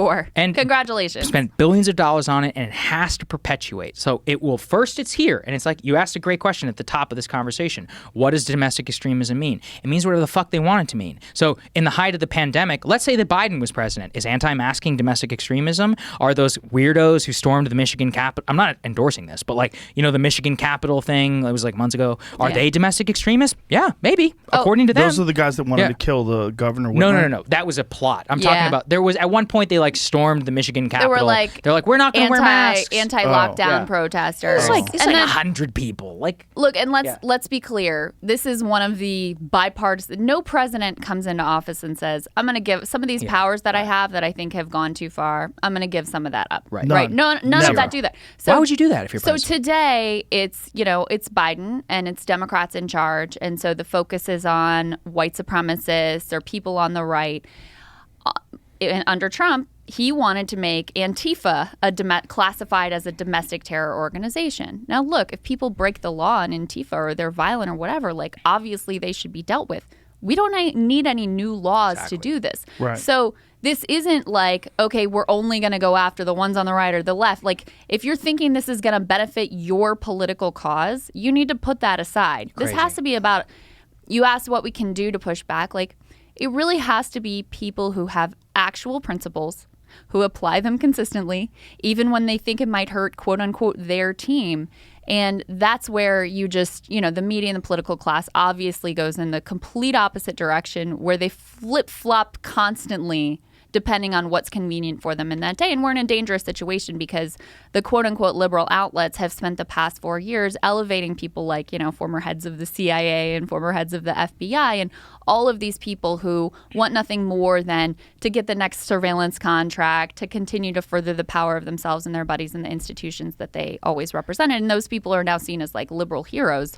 So it does put us in a very vulnerable and dangerous situation. And there's a very clear strategy. If you're some sort of an outside agency that's trying to fuck with people, and you want to get on forums or get on social media and incite people in one direction or the other, and we don't know how many of the people that post on Facebook or how many of the people that post on Twitter are that. That's very, very true. It makes us a more fragile society, and that's why the whole Russian memes thing. I've actually read. I've heard you talk about it too. The internet research and stage work. Fascinating, absolutely fascinating. Stuff. There's a 2015 New Yorker profile on the Internet Research Agency and all that stuff too.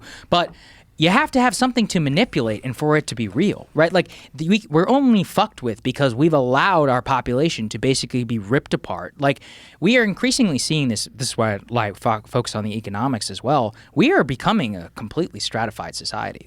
People are flocking to megacities like Los Angeles. Well, not now, but Austin is actually a very good example of a lot. Arizona had a lot of incoming. Florida as well, which is that you have the professional managerial class basically concentrating in these mega urban environments. And this sounds crude, but breeding with each other, having kids, together. And again, there's nothing wrong with this.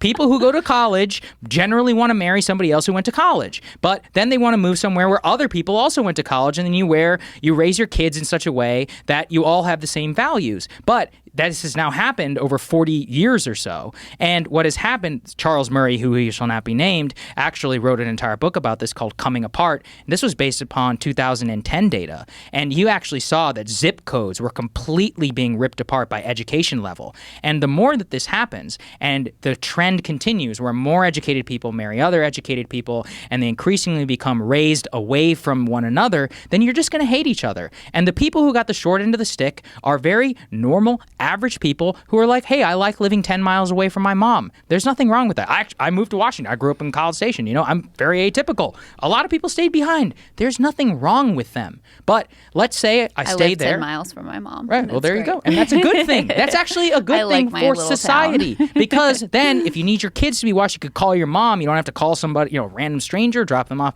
at daycare. There's a lot of social family benefits that come from a lot of this, which actually make us a more cohesive society. But our economy is basically ripping the country apart. And that increasingly also makes it so that if you voted for Trump, you're much less likely to live and near anyone who voted for Biden, and vice versa. This is the whole suburban phenomena, which is that the more that people live and raise their kids in a bubble, then they're going to make it so that, like where I live, for example, they don't know. I don't think the people I live around, all the Black Lives Matter, gay pride flags, everything is, all of the flags are in the windows and all of that. I don't think they even know anybody who thinks differently. And when they do, they hate them.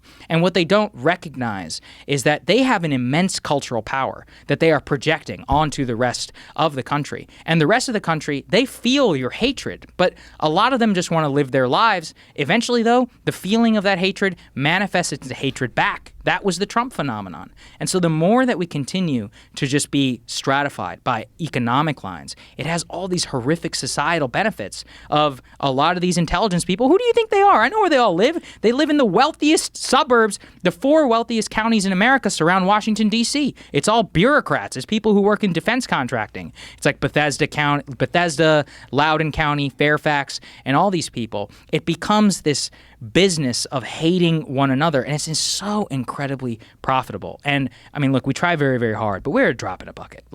And look, it's a privilege to be here, one of the largest platforms in the world. And if that's what we can get out, the message is we cannot live this way. We cannot live in such a way where you don't even know somebody who thinks differently than you. And then, look, we're in tribal people.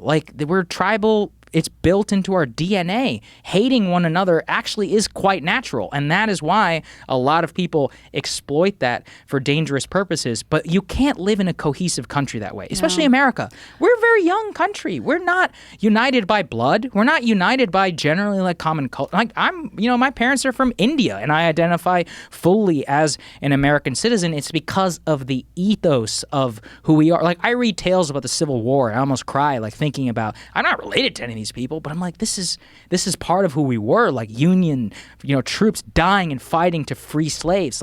When I think about that, I feel a deep connection with it in our history, but we're losing that because we're increasingly losing any connection to one another. So there was a study that just came out recently that I actually think is incredibly important. I don't know if you know the economist Thomas Piketty, but he's done some of the sort of seminal work, not just here in the U.S., but across Western European democracies as well, on class and income inequality and the way that these societies are coming apart. And what he found, and I think this very much is some of the points that you've been making, Joe, is in places where these tribal culture war politics are put at the center, the economics and just trying to get people the basics of a decent life, it completely falls by the wayside. Because you look at the numbers over the past year. You look at the fact that you have these billionaires who got wealthier and wealthier and wealthier, and regular people got so fucked. Either you were forced onto the front lines and your health completely disregarded and getting sick and overwhelming numbers and all of that, or you lost your job completely, right? That was the reality for most working class Americans. So you look at that and you're like, where's the backlash? Where's the political response? Where's the balancing of the scales so that at least, you got a fighting shot if you're a working class person in this country? And the answer is, and this is what his research over 21 different Western democracies showed, the answer is culture war is so good at distracting people and pitting them against each other versus focusing on any of those concerns. That's a bonanza for political class. It's a bonanza for financial elites. That's a bonanza for the Jeff Bezoses and the Walmarts of the world. Because then all you have to do to be on the right side of those culture wars, you throw up a Black Lives Matter banner. Even as you're screwing over your black and brown, it doesn't matter. You said the right words. It means for our political class, Nancy Pelosi, all she has to do is like kneel in kente cloth. Everyone's like, oh, That she's shit amazing. was So crazy. Wonderful. Joe Biden, it was. I mean, wonderful. incredible. It was one of my right? favorite political moments ever because it was so transparent. It's so perfect. Or, It was how like a about- magician with no sleeves. Or like I loved Elizabeth Warren at the DNC. She put Black Lives Matter, BLM in school blocks behind her. And like this is and on the right, it's the same thing. Like all you have to do is be like, I hate cancel culture and can you believe what they're doing with Dr. Seuss and Potato Head? That doesn't have any like you're not proposing any legislation. You're not trying to make people's lives better. You just have to say the right words to culturally signal to your base. And it lets you completely off the hook. So that's why there's never any sort of like political response or massive backlash to the complete pulling apart of America. Yeah, our cultural wars has hijacked our tribal instincts. Yep. Yeah, And that's instead it. of looking at ourselves as one enormous tribe, we've decided that we're separate tribes That's and it. that we need to get rid of one tribe in order to have peace. But guess what? If they ever did that, like let's just imagine a world where the left assassinated all the people on the right. They would find people on the left who aren't left enough. Correct. And then they Oh, would yeah, separate absolutely. and they would divide and conquer. That's happening That's already happening Yes, right now. it is. I mean, you Amongst can't the get right, left right? enough. Like the MAGA right versus the other right, the Sure. progressive right, the woke There's right. never versus- Trump right. Yeah, like exactly. Oh, right. the plenty. froms of the Yeah. world. And Yes. yeah, and All of this is just Such a great point. It's just a fucking like it's a sideshow. Like it's Yeah. a soap opera. As It's like the kayfabe. country. That's what it is. It's Eric kayfabe. Weinstein. He Kayfabe, talks yes. about kayfabe all the We time. all need mushrooms. That's what we need. This You know is what? psychedelic That was- mushroom You've got centers that all was- over the okay. country. She's been doing all these monologues All now right. about psychedelics. Well, this is part. Yeah. It's actually really important. That was one of the things they thought in the 60s and 70s is like we're gonna get everybody LSD and then we're all gonna get along. It didn't quite LSD work is out. more tricky.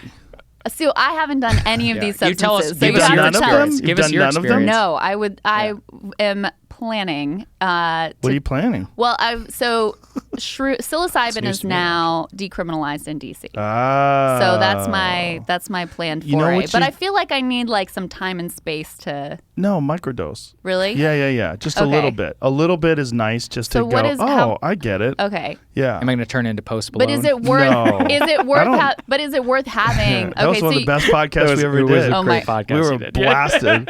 so To do a podcast on mushrooms shows mushrooms can't be bad. All we talked about was like Post fighting off a wolf. I think you've talked about Roblox too, which my kids are also. Oh my totally God, my obsessed daughter's with. finally abandoned Roblox. It Oh, seems like how I don't want to old- bring how it old up. is she? She just turned 11. Okay, my son just turned 8, and he is so addicted. Well, I you know what invested in happens Roblox is because she of her has son. friends back in California, and they play Roblox on the iPad online and against each other. And so she'll have two iPads going on. One that's FaceTiming. So Yes. she's FaceTiming her Yes. friend, and the other one they're Robloxing. Yes. So they're playing this game, and then the one thing that is kind of creative is they invent rooms. Right. So they develop, like they actually construct, and she wants to show me these things that she's constructed, and it's kind of interesting. So he also has gotten super into like. Then there's YouTubers that play Roblox. Yes. And you watch them, That and drives he'll be me like, fucking yeah, crazy. He'll be like, Mom, you have to watch this video. It's essential. He'll say something like That's that. I mean, it's like an hilarious. hour long. I'm like, I'm sorry, Lolo. I love you so much. I am not watching your hour long Roblox video. She was telling me about how much her son's addicted to Roblox, and I saw the Roblox IPO, and I was like, any app that can get this many kids, I was like, this is gonna make a lot of money. So Oh I my bought God. some Well, stock. I was like, oh, let's do it. Yeah. No. There's money Yeah. that you have to pay during To the get- game. that's right, that's and right. like I They get call- these There we go. on my phone. I get these alerts, requests from my daughter wanting more Robux. Robux. That's yeah. right. I'm like, So what the fuck is this? my son, this was so cute. So he's playing soccer, and at the beginning of the last season, they were all like introducing themselves as part of the team and whatever. And he said something. They were supposed to say something about themselves, and he's like, I'm Lowell, and I really like Roblox. And all the other kids were like, oh my God, that's me too. I love Roblox. Like, it was this massive revelation. Like, wow, we're all Oh just my alike. God, So yeah. anyway, Roblox. Yeah, my yeah. a thing. They're all TikToking and Robloxing.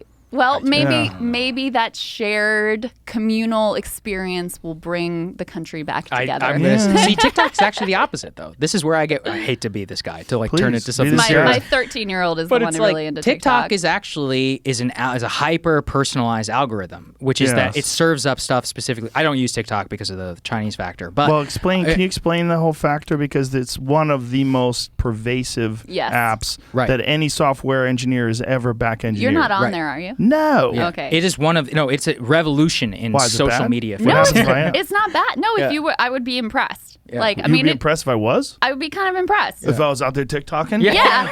Well, it's not all the dancing. world needs that, Joe. Some of the it world is does very. Need that. I mean, there's some very. Jerry clips are very popular on there. Oh, there you go. We're I popular. figured. No, there were lots of like Bernie TikTokers. Yeah. So my 13-year-old is very into TikTok, and so she shares. I don't understand how to navigate through the app because I'm too fucking old. But she shares with me some of the content, and some of it is genuinely hilarious. I see some of it go viral. But in terms of the internet is filled with hilarious people. It's very creative. Yeah. It's very creative. But I mean, from their recommendation algorithm, it basically, as I understand it, which is that they track almost every minute thing that you do within the app, like how fast that you take to swipe up, and they are able to build a hyper-personalized algorithm specifically to you. And the reason why is this takes out all the bullshit from Facebook and Twitter, and it boils it down to what social media's job actually is, keeping you on that app as long as humanly possible. And I saw recently TikTok actually surpassed Instagram in terms of time on app here in the United States, where we have tens of millions of people who are spending more time there than on Instagram. You're taking money out of Zuckerberg's pocket whenever you do that, and now you're giving it to, I forget his name, the ByteDance CEO. Now you're giving money to the ByteDance guy because that is the best. ByteDance is the parent company of TikTok. They bought TikTok. Well, no, they own TikTok. Or whatever. The creator, in America, it's a different TikTok. Well, TikTok China? USA is a subsidiary of TikTok, which is owned by ByteDance. But everything's owned by China now, right? So it's like it doesn't matter. Yeah, I mean, it's not like this one's directly owned by China as opposed to indirectly like John Cena. How far can this go? In what do you terms mean? of like China's influence, this is what's confusing because Could go all the way. right? But that's what I'm saying. A decade ago, there was nothing. 2 decades ago, there was nothing. That's a misconception. A decade ago, no. 2 decades ago, well, actually 3 decades ago, 2001 is when George W. Bush signed permanent normal trade relations with China, which was basically we are not going to have to renew free trade relations with China. Basically, gave them unfettered access to our markets. So that is when you can actually look at the Federal Reserve graph, U.S. manufacturing jobs, drops off a cliff after 2001. So then what happened in 2008? We went bankrupt. Guess what? The Chinese, because they have a state-run economy, come up and they gobble up a huge portion of American manufacturing, of a lot of our companies which were cash-strapped, who needed cash injections. The Chinese are like, oh, here, we're right here. They're fake billionaires who are all propped up by the Chinese government. Around 2010 is when you could see some of this happening. Actually, weirdly enough, Obama produced a very good documentary on this called American Factory, which is on Netflix. Oh, that is actually it's great fantastic. And it's like this GM plant which closed and was bought by this Chinese billionaire, and there was all this like culture clash because the Chinese are like, just work them like 24 hours a day, and they're like, no, like we don't do that here. We have a union. Yeah, they're like, we have a union. It's crazy. You should watch it. Yeah, it's a really good documentary. I maintain faith in Obama for some strange reason. He's like you still do? He's one of the only politicians that I think. I'm sure he got compromised once he got in there, but he's the only guy that, like, when I hear him talk, I really genuinely feel you could tell a lot about a person by watching him talk. Interesting. And when I see Clinton talk, I'm like, how many people have you killed? when I see Obama talk, I'm like, I think this is a guy that was an idealistic young man that entered into politics and slowly became intertwined in an unfixable system. Isn't that worse, though? Isn't it worse to see that happen? Maybe, but what do you do? What does a man do? But, I mean, you see, like, post-presidency, I mean, he's my favorite. Mask off, Joe. Our friend Matt Stoller calls him the Instagram president because his first trip after presidency is going hanging out with like billionaire Richard Branson. Got to get on paid. A private. No. That's but it. See, isn't that the problem? It's time. Though? Which is that Obama has actually trying to turn himself into this culture, like Becoming, his wife's book. That was a fucking stadium tour across that was the best-selling book in this country. Yeah. Right. So he's turning himself and his wife into this like Instagram.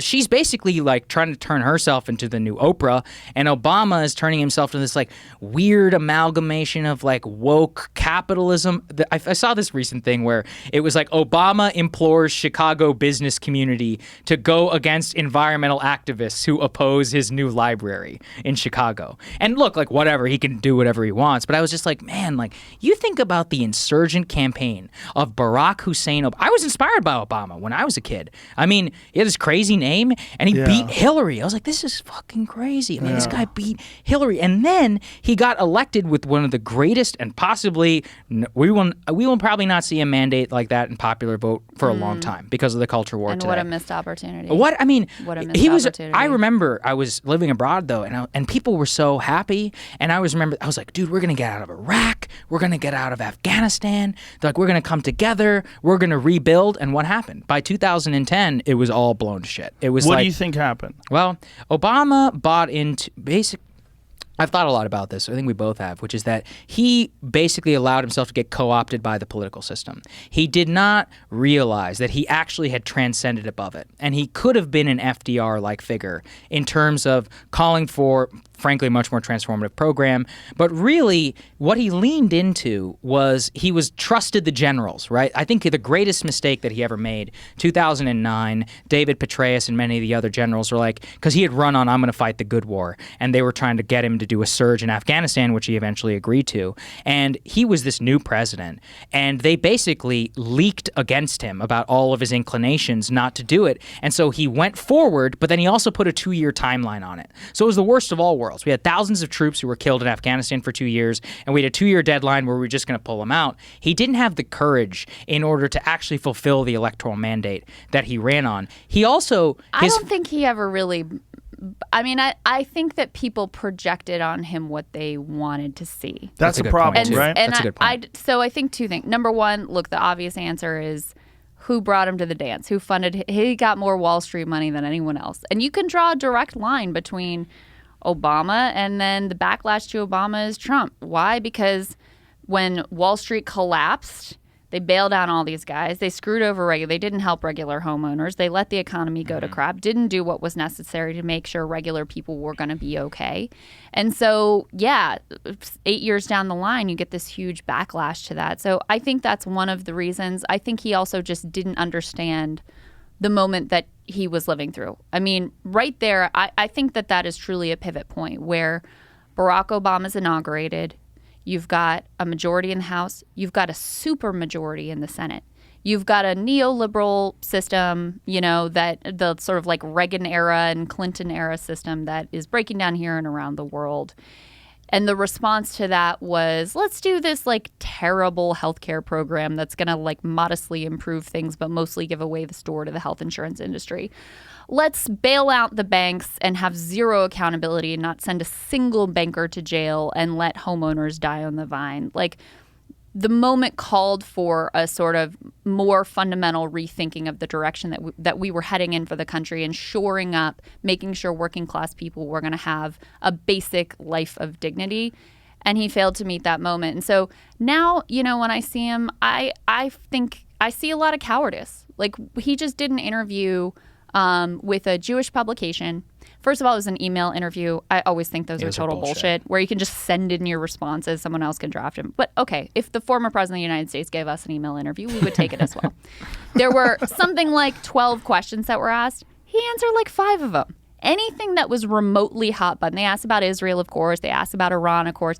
Anything to do with those topics, he just did not respond. And it made me think to myself, like, geez, he may be the most popular politician in America right now, right? A lot of people feel exactly like you do. Like, this is a man who has moral clarity, and like, this is someone who I look to as a leader. And when have we needed that sort of moral leadership more? And instead, you're just like building your brand and hanging out with Bruce Springsteen and avoiding anything that might be remotely controversial. What's interesting about the Bruce Springsteen thing is it's not successful. It's terrible. A shit podcast. Have you listened to it? It's garbage. I talked about it and painful. I said it couldn't possibly be good, and then I listened to it and it's worse than I thought. It's horrible. Yeah, but we played some clips on our show. But here's my thought about it. Like, I feel like he could do a good one. Yes, but he's not unchained because we'd actually have to get him. Though? What he needs to stop worrying is like, I'm not going to piss people off. If Obama, but isn't he worth like $500 million? And isn't he like one of the most popular people in the world? He's not. He's not at so $500 what's million. holding him back? He needs more. He's got money. 60 million. He's right? got plenty of money. His he needs daughters are going to be empire good. But he's okay, and he's also in his 50s, right? Yeah. So like, where does it go? Exactly. Where do you go with this? And I think about that with so many people who have that kind of cultural power and already wealthy, and like everything is these safe moves, and they're so fearful of damaging their brand. I can tell you what happens. Yeah. What? Yeah. As you get wealthier and wealthier, you start getting more and more paranoid. Really? You know what I have dreams of? I have dreams of falling. Really? Yeah. It's real weird. I never like used falling to have into those. a void, or no, like falling how? off things, like Really? falling off mountains, falling out of trees. Yeah, they're weird because I realize I've gotten into this weird place where I don't have a lot of people that can relate to me. And it gets very strange. But also, you never feel like you have enough. There's a real sickness involved in it. And I am I'm a very introspective, self-critical person. I don't like anything I do. So I am always examining myself. And there's like two me's. There's this me that can kind of just plow through everything, and then this other me that goes, what the fuck are you doing? And I'm like talking to me while I'm doing it. Really? Is this your sauna time? Yeah, the last 10 minutes of the sauna gets deep because I'm close to death. It's 200 fucking degrees in there, and it's 10 minutes to go, and I don't want to be in there anymore. And so then I start confronting the reality that I can't make it. Like, I can't be in there more than the 10 minutes. Like, maybe I can get another 20 out of my body before I collapse. Yeah. But I'm close. It's 200 fucking degrees in there. Do you ever bail? No. Never. There's no bailing. And so you can't bail. And your brain doesn't just like shut off, because I was a swimmer, and I always felt like the minute that you just like surrender to like getting out or stopping or whatever is just not an option is actually the moment when a lot of the suffering stops, because your brain is just like sealed the exits. That's not an option. Well, there's still the physical suffering of the sauna. There's no getting around it. There's no avoiding that. But I just do breathing exercises. But I know in the back of I play the most fucked up game. Here's the fucked up game. I give myself extra minutes if I think about it. So I do. Does that work? Yeah, it works. I feel like that would make me think about it more. It does work. How many extra minutes? I get 1 extra minute every time I think about it. Wow. Yeah. So if I say, man, I really want to get out of here. Okay, pussy, 1 more minute. Here you go. Then I do the audiobooks myself. help? Because I know you listen to audiobooks. Yeah, but the last 10 minutes there's no books because it's too confusing. I can't listen. I can't listen to anything. The last 10 minutes. Just too. The last 10 minutes is just struggle. Yeah. But that's so it makes me examine this very strange position that I'm in, because I see other people. So that's one of the reasons why I'm so curious about Obama, because he's such an immensely popular but also an immensely wealthy person. And I know he said some things that resonate, like when he was talking about people and judging people, and that human beings are very messy. That was a good comment, actually. It shows his wisdom. But he could come forward. He won 2. Do you know how fucking hard it is to win 2 presidential elections? Yeah. His name was Barack Hussein Obama. This is actually what pissed me off about him, which is like he won white working class voters overwhelmingly in 2008, and they stuck with him in 2012, then abandoned the Democrats for Trump in 2016. He's a huge part of that story, and yet he never is introspective about it. It's always made me so angry. I remember he did this interview with David Remnick right after Trump won, and he was like, maybe the country just wasn't ready for me. He's like, maybe, and I was like, fuck you, man. Like, you were the president. That was one of the things that he was saying to Bruce Springsteen that I thought was really odd. They were talking about reparations. And that he was saying, I forget what his exact words were, but something about white people were not willing to accept the idea of having responsibility for reparations. And, it's an interesting subject, right? Because if you really take it back to the corporations that actually did benefit from slavery, they still exist. Yeah. Some of them exist. Right. Yeah, and there's certainly deep economic ties that you can track, and you can go all the way back to slavery. But then there's people like yourself and people like myself that they're children of immigrants. Yes. I'm a grandchild of immigrants. You're a child of immigrants. And this is what America really is supposed to be. The most fascinating thing about America to me is that we are all children of immigrants. I look at the problem, the slavery problem and the reparations problem, as a massive failure of the community of America. And I think you look at these impoverished communities, you look at these places like whether it's Baltimore or the South Side of Chicago or these places that have a deep history of poverty and of gangs and crime and violence. And then you look at what happened during the COVID pandemic, where all of a sudden there was these trillions of dollars that were allocated to these major corporations to make sure that they didn't fail. And my perspective is, we, instead of thinking of corporations, let's think of it as problems. Yep. Like, what is one of the major problems in this country? Well, one of the major problems in this country is people that are born into communities that are fucked, and they don't have a fair shot. They don't have a fair chance. Yep. They're stuck in this situation where everyone around them is involved in some sort of crime, or they're deeply impoverished, or there's gang violence, and maybe there's no family around them, and maybe the only family is the gangs. This is the problem with America, and if we don't address this, we're going to continue to pump out the same disenfranchised, angry people that don't feel like they're represented by the system, and we've done nothing about that. No, nothing about it. That has nothing to do. And he oversaw that too. And it's but what is he going to do? Well, he could have. To your point about reparations, black home ownership was at the lowest level under Barack Obama's presidency because it turns out black people dramatically lost their houses disproportionately. But that was the 2008. But he came aboard when that was happening. Right, but he could have bailed him out. No, like that was his whole thing. Like he was presided over the largest drop in black wealth in modern American history, and he's out here talking about white grievance. Now, look, I'm not saying there isn't white grievance, but Barack Obama was president of the United States with a massive Democratic mandate, supermajority in the United States Senate, and then squandered it. And this is what I mean, which is that, like, yes, Obama is a smart man and he does understand culture and all of that, but he absolves himself of many discrete choices that he made, which directly led to a lot of the problems that he's bitching about and blaming other people about. Sorry, that's a big pet peeve of mine from him. What you're talking about, though, I mean, it really goes very deep, because what you're talking about is it turns the American dream, that ideal of like anyone can make it if you just try hard, it turns it into really a cruel joke. Yeah. So if you're a person like that, sure, you may have one-off Barack Obama who's just like such a genius that he's able to transcend those circumstances, and then we hold those people up like, look, the system is working, the meritocracy is working, et cetera, et cetera. And so in this country, you have a lot of people who struggle every day, right, just to be able to afford an apartment and start a family, put food on the table, just the basics of life. And they think it's their fault because of the failures of that basic promise, right? Yeah. Where, it turns into now, rather than seeing the larger problems in the country and seeing where the blame really lies, I turn it inward to, oh, it's my fault. I must not have done something, or I must not be smart enough. I must not be good enough. And that just compounds the sort of sickness of it. There's a way to look at it that relates to fighting in an odd way. And the way to look at it is weight classes. Like, there's a gentleman that just won this weekend. His name is Brandon Moreno, and he becomes the very first ever Mexican-born UFC champion. I saw that, yeah. He weighs 125 pounds. That's what he weighs in at. Wow. And he's probably like 5'3" or 5'4". Wow. He's not a very big guy.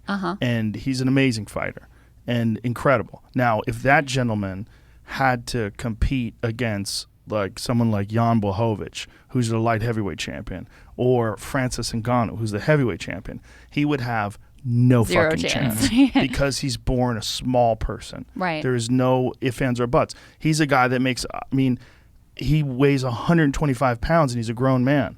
I mean, I can't imagine a world where a 125-pound man can beat a man who's a skilled 265-pound man like Francis Ngannou. It's not going to happen. Right. That episode, by the way, was incredible. Francis the two is of you guys, incredible. wow. His story is incredible. It's one of the most deeply moving things I've ever done. Yeah. But Brandon Moreno, this gentleman, there's the two of them together. Incredible. But that man, Brandon Moreno, is fucking fantastic. I mean, he's just an incredible fighter. I mean, an incredible athlete, an incredible example of what a human being can do. He was a huge underdog in the first fight with Davison Figueiredo. It turned out to be a draw. They had a rematch Saturday night, and he won by finish. He's incredible. I love this guy. I love his story. I mean, I'll cry if I start talking about it. Yeah.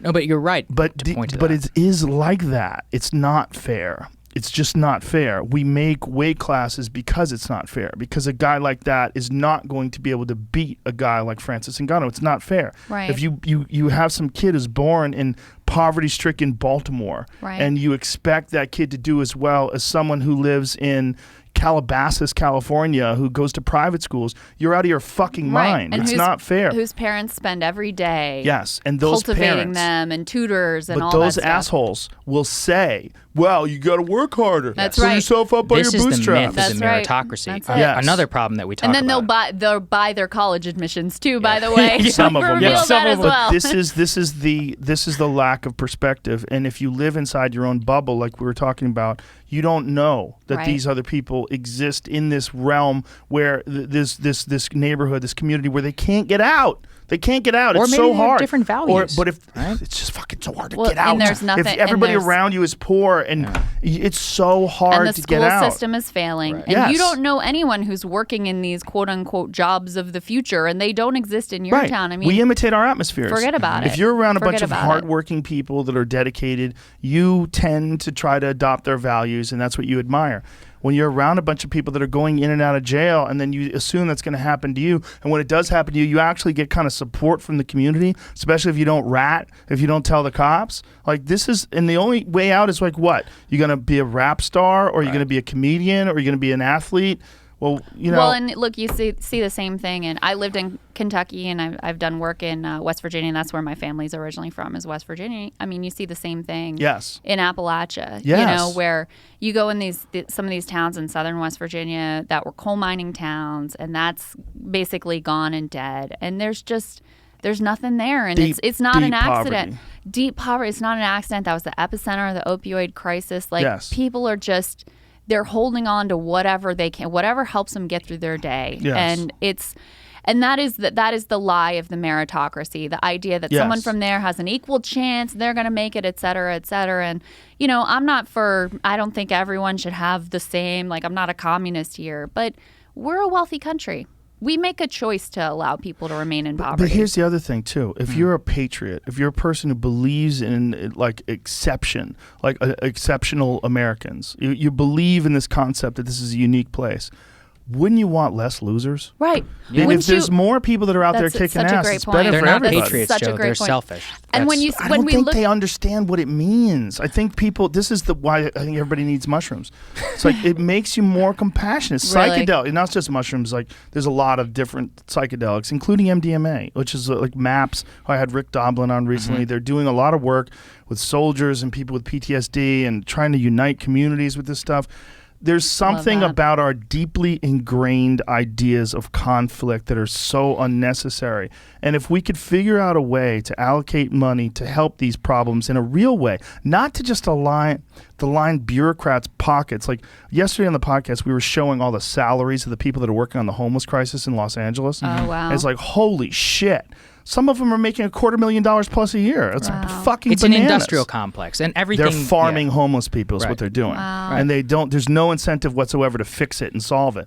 If we could figure out as a country how to slowly but surely but there has to be an ethic, because instead of looking at it tribally, instead of looking at it as like this culture war, looking at we're all one giant fucking community, and what do we share in common? We want our loved ones to be safe and happy. We want everybody to have a good living. We want everybody to be able to find their dream and pursue it, whatever their dream is, whatever their thing is. And that's what we should be doing as a team. If there was only 4 of us, we would look at it that way. Yeah. But when there's 400 million of us, we lose sight of things because And there's a people- diffusion of responsibility. and people profit off of making sure that we Yes. don't see each other that They way. can't let us see it that way. And this is, again, the Oh, it's structural thing. Yeah, wow. There's a they there. And I think that there's a lot of people with a lot of moneyed interests whenever it comes to keeping this system architectured. And again, this was saying about the confluence. It's not intentional. It all just like happens to come about in a certain way. And then coming out of that is very fucking hard.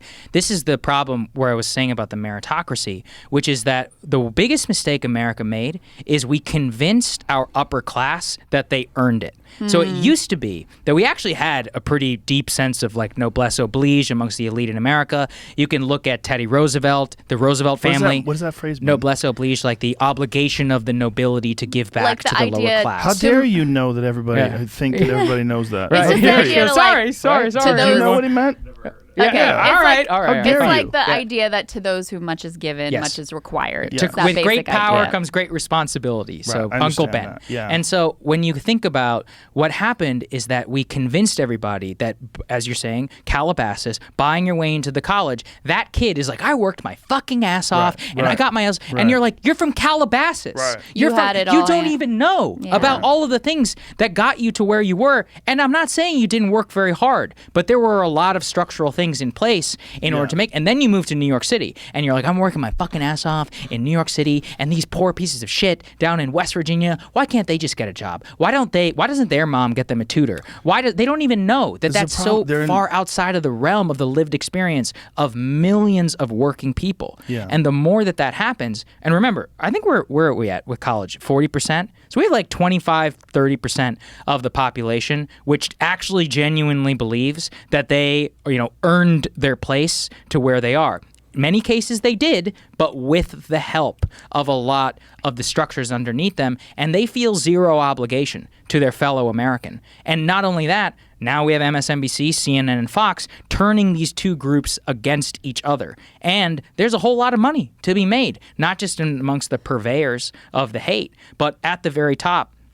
I always say about this that gridlock in Washington is an in-kind donation to people who are the oligarchs. As in, because the system is working so well for so much of the oligarchic elite, it makes it so that the less that happens, business is good. Like, business continues exactly the same way. You can work the systems there, on the edges, and you're going to continue making billions, and billions. People are going to continue losing their place, and you have the richest people in our country who genuinely hate so many of their fellow Americans. It's just so I don't know what you can stupid. do with that. You got to get them on mushrooms. Did you? I actually want to ask you more about that. But did you? I have more questions in that area. But Okay. Did you follow any of the studies around UBI and what Yes. people? So the Stockton, California mayor, Yes. who actually now lost his seat, but he was doing this experiment there, and they came out with the results of like, I think the people in that town who participated in the trial, it wasn't a lot of money they got. It was Right. like $500 a month. Right.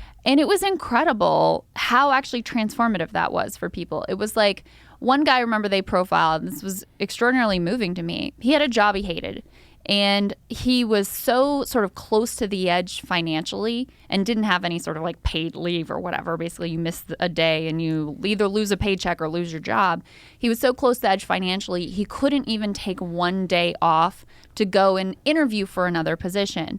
So with just that $500, it was like, okay, I can buy myself a suit and I can go interview for a different job in an area that he actually had a skill set in. He was able to get that job and to be able to move forward.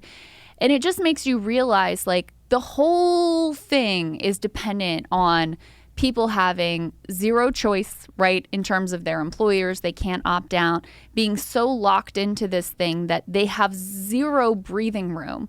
So, a lot of the critique of UBI is always like, oh, you give people money and they're just going to spend it on like booze or Cheetos or drugs and they'll be lazy, et cetera, et cetera.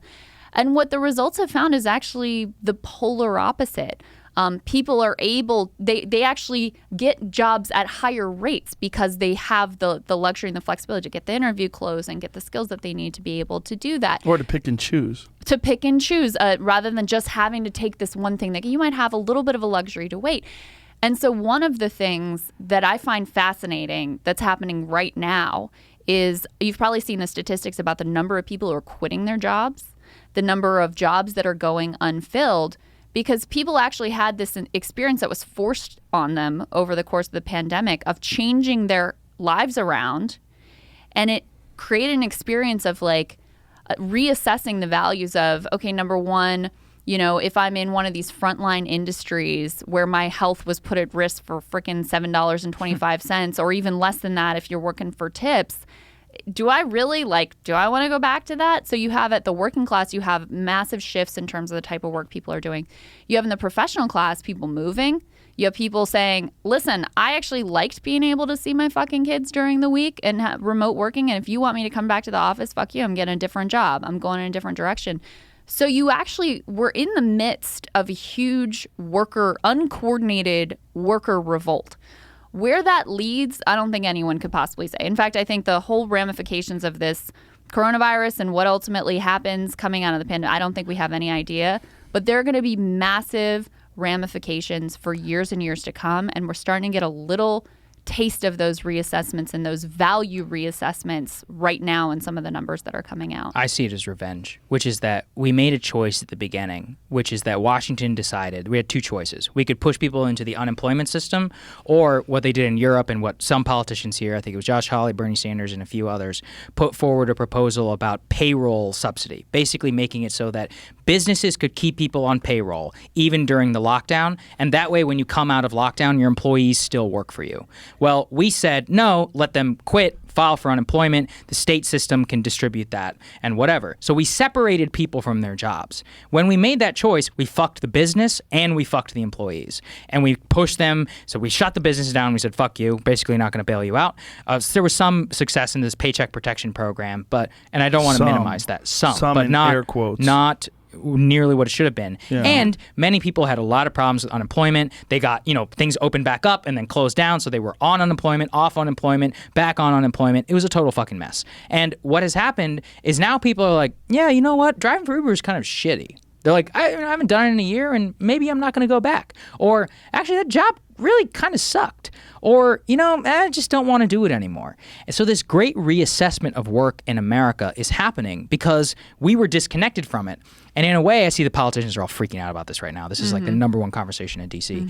And so, I'm like, how so? What do you mean? Oh, well, because the conversation is around unemployment insurance. Because the conversation is, should we continue to have the supplemental $300 a week of unemployment insurance going to people because it's discouraging people from work? So the basic idea is that if unemployment might be higher than a wage at a normal job, then you're basically subsidizing unemployment and you're screwing over the business. It's like we got to make life more miserable so that these people are forced back into the workplace at their shitty jobs for $7.25. And it's always people that don't have shitty jobs that feel this way. Of course. And I actually and we never ask the question that's of why I don't understand. why don't we make the wages higher? Right. Well, and I feel why don't bad we make for the the business. the working life better so that people actually want to come back? Like if you're begrudging them over a measly $300 temporary unemployment insurance and your only answer is we need to make their life more hellish so that they come back into the workplace. And like you said, we never ask that question about the professional class people who get automatic salary raise and whatever. We never act like that's going to end the world.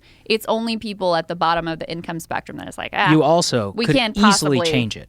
You could easily change it and make it so that the $300 a week became a hiring bonus, or so that if you went and you got a job, this helps out the worker because they get the $300 a week extra from the government. Plus, the business doesn't have to necessarily raise its wage to $17 or whatever. But if you did that though, the hiring bonus, wouldn't the employer be able to hold that over the head of the employee? That if you get fired, you lose your $300 as well. Well, I think you could make it transferable. So right now it is mutually exclusive. Like Amazon that are doing those kind of weird, shitty practices. Because here's my perspective: like if you imagine if let's say they didn't go union, and let's say they just had some sort of a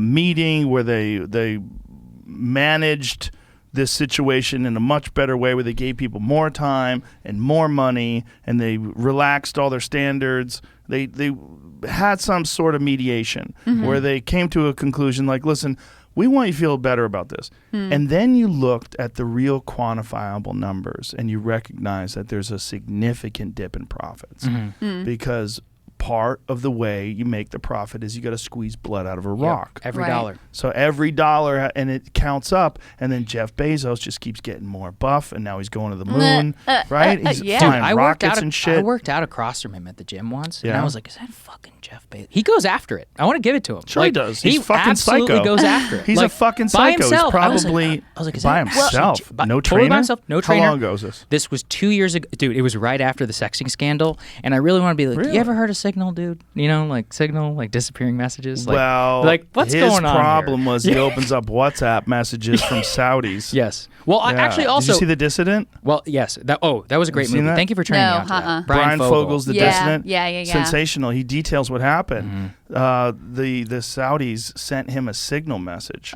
or excuse me, a WhatsApp message, and he clicked a link, and that link used Pegasus, which is the Israeli app that allows them to get full access to his phone. Oh, and no.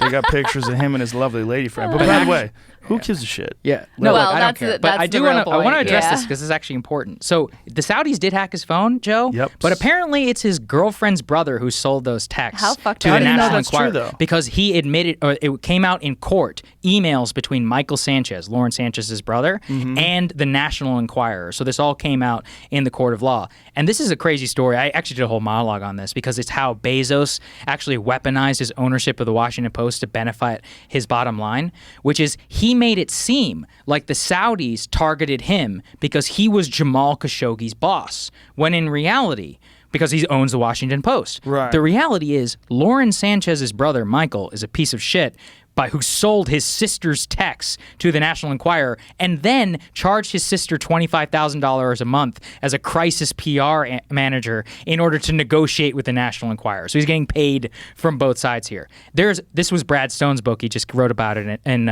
about Bezos, I think it's Amazon Unbound. So what Bezos did, he did this masterful PR campaign where he's like, the Saudis are targeting me because I was Jamal Khashoggi's boss, and he made it into this whole like moral fight when it was really like a family squabble. Has this been proven? This is all, it's all out there. Has Brad the Stone, brother admitted it? I don't think he's admitted it, but his emails are public record because of a court case. So his emails with the the National text Enquirer. So he's selling the email, selling the text messages. Isn't that gross about his sister? Can you imagine what I don't even. That's the wrong guy to fuck over. Right. Because he's a ruthless guy who works out by himself. Exactly. And he used to be a poor guy selling books out of a garage, and now he wants to be the king of the universe. He is the king of the universe. He looks like Lex Luthor. He does. You were gonna say, we were gonna say that mentality of wanting more and more. Yeah. Like, do you get that? Because that's what the I thing. get it. That's the thing I can't come. I'm like, you're the richest man on the planet. I'm You could give all your telling workers you. about. You could make life good for them, and you would 170 still be billion. richer than you could ever spend the money. Like, what? Yeah. Help me understand that. It's a quantifiable thing. Like if you're playing a numbers game, if you're used to 100 and then you get 200, now you're used to 200. If you're used to 200 and you get 300, you're used to 300. If you find out you can get 1,000, you get that 1,000. Do you think then you that's have just- 1,000, you're like, I heard there's a guy who has 10,000. Holy shit! How's he get 10,000? Well, he worked extra hard and he fucked his employees over. Do you think that's a human thing, Yes. or do you think that's it's a number thing? It's a game But thing. do you think that that's just like a characteristic of people who become wildly wealthy like him? Like, do you think that part of the reason that he became wildly wealthy is he was different than other humans and that he had this obsessive thing? There's two factors. There's that, and there's also the factor that what he's doing is trying to be wildly wealthy. So you're trying to tell a guy to not go so fast when you have the fastest car in the world. Right. So you're in a race, but you lay off the gas a little bit, buddy. What a person like that needs is some other extraneous competition that thrills him, whether it's mountain hike. Well, now he has space. Yeah, Yeah, I don't think that's really going to do it because that's part of his brand. Right. It's almost like he needs an actual, maybe he needs to take up chess. You know what I'm saying? Like you need to He needs to become like a figure- triathlon runner or Yes, something. Yeah, something along the. That's probably better, right? Because that's like a real struggle. But there needs to be something in which he's kicking ass because he obviously was, no disrespect, Jeff. He was a nerdy little guy, right? And now he's a beast, right? Yeah. If you look at the pictures of what he used to look like versus what he looks like now, he's clearly on testosterone. Like, Really? I can tell you. Because I am, bitch. I know what it does. You know the signs. I know what it does. Yeah. His He's- traps he's are a- huge. He was funny. doing the lat pull. Yeah. I was like, holy He's shit. a big jack guy. Wow. Right. Well, lat Yeah. pull All right, don't sorry, actually yeah. work your traps. Traps Okay. actually go up. Sorry, everyone. No worries. Yeah. But you can go this way and get your Yeah, traps. But anyway, the point is what he's doing is he is conquering. It is a natural human characteristic. He's conquering, and he's figured out a way to conquer and do it where he gets some criticism, but he can kind of justify it, and yet he's still plowing forward with this monolith that he's created. Right. And now this monolith has become virtually unstoppable. It's become this massive thing that you use, I use, we all use. I use Amazon basically every day. I'm a fucking giant customer. It's unavoidable. I don't go to the store for toothpaste when I can just click on the thing and I get the toothpaste sent to my fucking My mailbox. problem is by the time I get to the store, I'm going to forget what I fucking went there I for. got shit to do. I'm out here conquering, but I'm not. See, I understand the motivation behind it because it's a natural human characteristic. If you have, you want more, and if this is all you do is business, because he's a businessman, those guys are the most susceptible to this trait, this characteristic rather, this thing, this inclination. This inclination is to continue to try to win this game. How have you found ways to step out of that, or do you think you've fallen susceptible to it? I'm a comedian. Ways? It's a different thing. I've made money accidentally. All my money has been made by doing the same thing. I don't think about, I'm obviously aware of money, but when I do stuff, I just do, like, the people, I don't, like, seek out only celebrities or do, like one of the things that we were talking about, the Howard Stern thing, and I'm, by the way, giant Howard Stern fan. I think he's the number one reason why I can do what I do. If it wasn't for him, he's the seed. Like Lenny Bruce is the seed that led to Richard Pryor, that led to Bill Hicks and Sam Kinison, that led to me. And Chris Rock and Chappelle and all these guys, we all owe Lenny Bruce. He was the first. Howard Stern is the first in this genre. Yeah. He's the first guy that started talking about real shit and taking chances. He got sued by the FCC.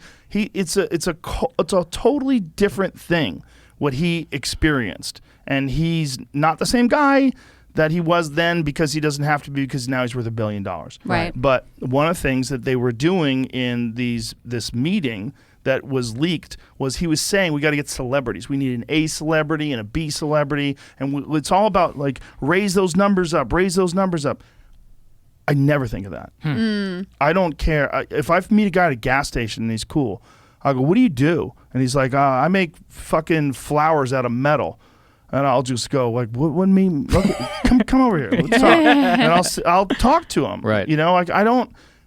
What I started doing, I keep doing. Right. What I started doing was talking to my friends, and then I got a chance to talk to some interesting people, like Graham Hancock was one of the first guests, and I got a chance to talk to these people, and I'm like, oh, now that I get X amount of downloads, I can get these fucking cool people to talk to me. Yeah. Because I didn't have a way to get them to talk to me before. Like, the idea that I could get a guy like Randall Carlson to sit across from me for 3 hours with no phones, with no nothing, and talk to me about his theory about how the human race has been reset multiple times because of asteroidal impacts, and explain it because there's a comet that comes into our neighborhood every X amount of thousands of years, and it's trackable, and it's also trackable by core samples. When they do core samples, they find all this nuclear glass that indicates impacts, and this impacts coincides with the drop-off of civilization, also the changing of the climate and the ice age. It's like, holy shit, I can get a guy like that? That's what I'm into. Whoa. I'm not into money. Right, but money's it wasn't, great. I don't want to worry about but money. But clearly, for the Bezoses or like the Warren Buffetts of the world or whatever, like, the money was the point, and so it's if always. If it wasn't the point, it becomes the point. Yes. With Warren Buffett, I think he's an investor. Right, he's in the money. He's a businessman. It is the money. Right. With Bill Gates, it's probably something that came along, right? Because he was a coder.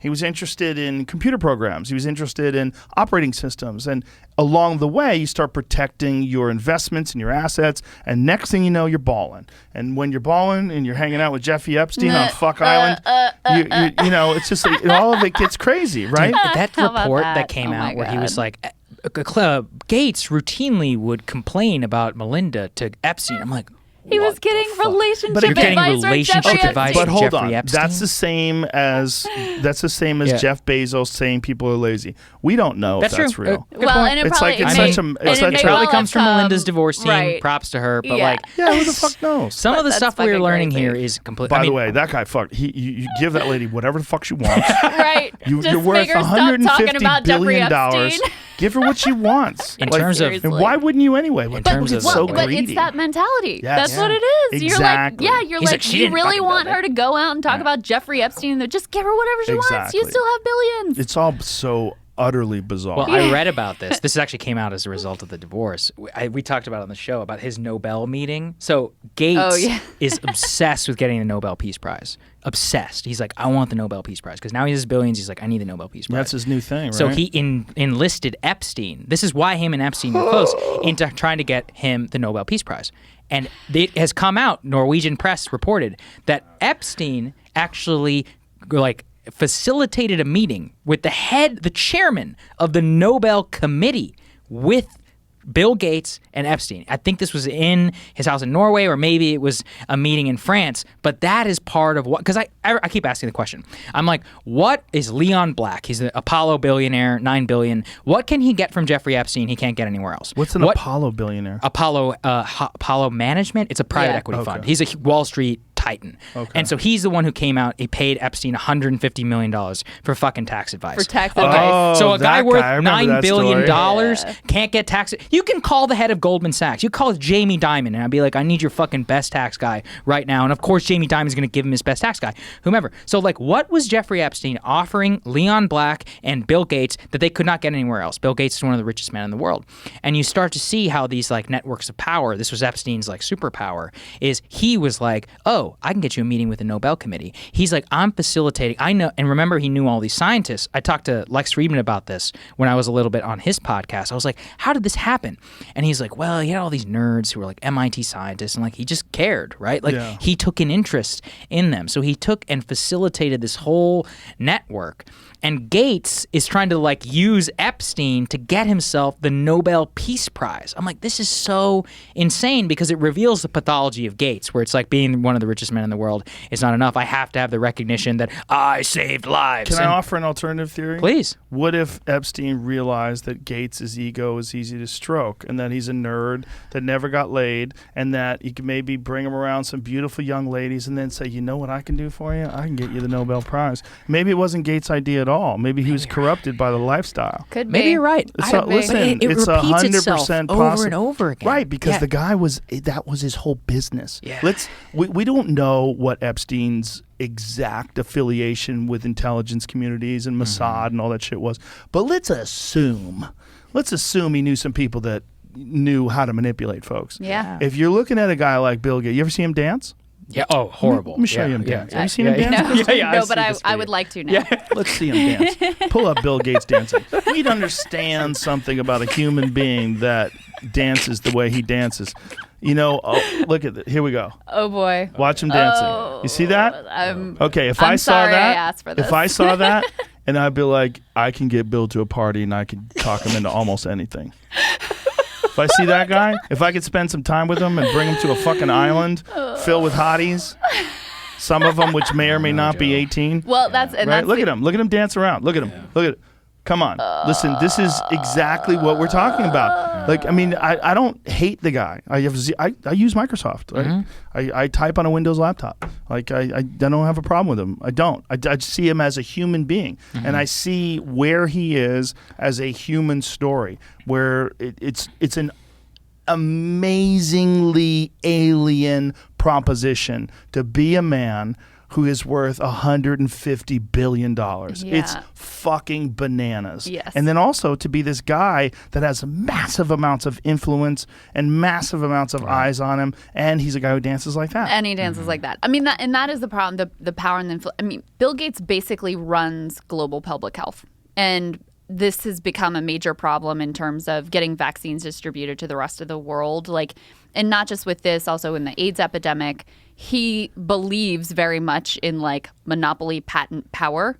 And so he sides with all the pharmaceutical companies in making sure that their patent monopolies are enforced. So, whether you like him or not, et cetera, the idea that you have these few billionaires that have so much control. Bezos basically controls the U.S. labor market. Bill Gates basically controls public health. And that's not to say that he hasn't done some good things there, but it's a scary thing to just outsource all of what we're doing in a certain sphere to a guy who dances like that. Isn't it a weird thing that's going on right now with the patents and the vaccines? Yeah. Because the narrative has always been, we have to get everyone vaccinated. It's so important to get everyone Right, vaccinated. right. And now the And then they're narrative like, is we can't give up this intellectual sorry. property Well, and- because it will take these people too long to manufacture these vaccines. And they're like, the fuck it would. They're ready right now. Yeah, no, the factory owners are like, no, actually, we're ready. We could have been doing hundreds of millions of doses by now. Okay, this is It's wild. Huge so the pharmaceutical industry will tell you, we're investing in life-saving research, and that's why we need this patent protection, et cetera, et cetera. Every one of the new drug molecules developed over the past decade has been funded by public research. What they're good at is taking that public research and bringing a product to market. Okay? mRNA technology used in the vaccine, that wasn't started. That was publicly funded research over decades that now they are profiting off of massively. These vaccines will be some of the most profitable drugs in history, but it's not enough for them. So yeah, they're full of a pack of lies. And Bill Gates went on TV and said the same thing, like, oh, well, these factories aren't really up to snuff and it's not going to work, et cetera, et cetera. Just totally carrying water for them because he has an ideological commitment to the shit that they're saying. Meanwhile, the Johnson & Johnson factory just had to get rid of 60 million doses. Right. Yeah. Well, and there were problems Or there. one of the that was factories the one in, I manufacturing. think it was outside of Baltimore. Yes. And there'd been problems there before. Yeah. And politicians had just looked the other way with a well-placed campaign contribution, I'm sure. And so, yeah, I mean, the whole thing, our entire healthcare system is just a total fraud is the bottom line. Well, it's a funded thing for profit. And all things for profit eventually lean towards generating the most amount of profit possible. Yes. That's what we've been talking about. But also socialism doesn't work either.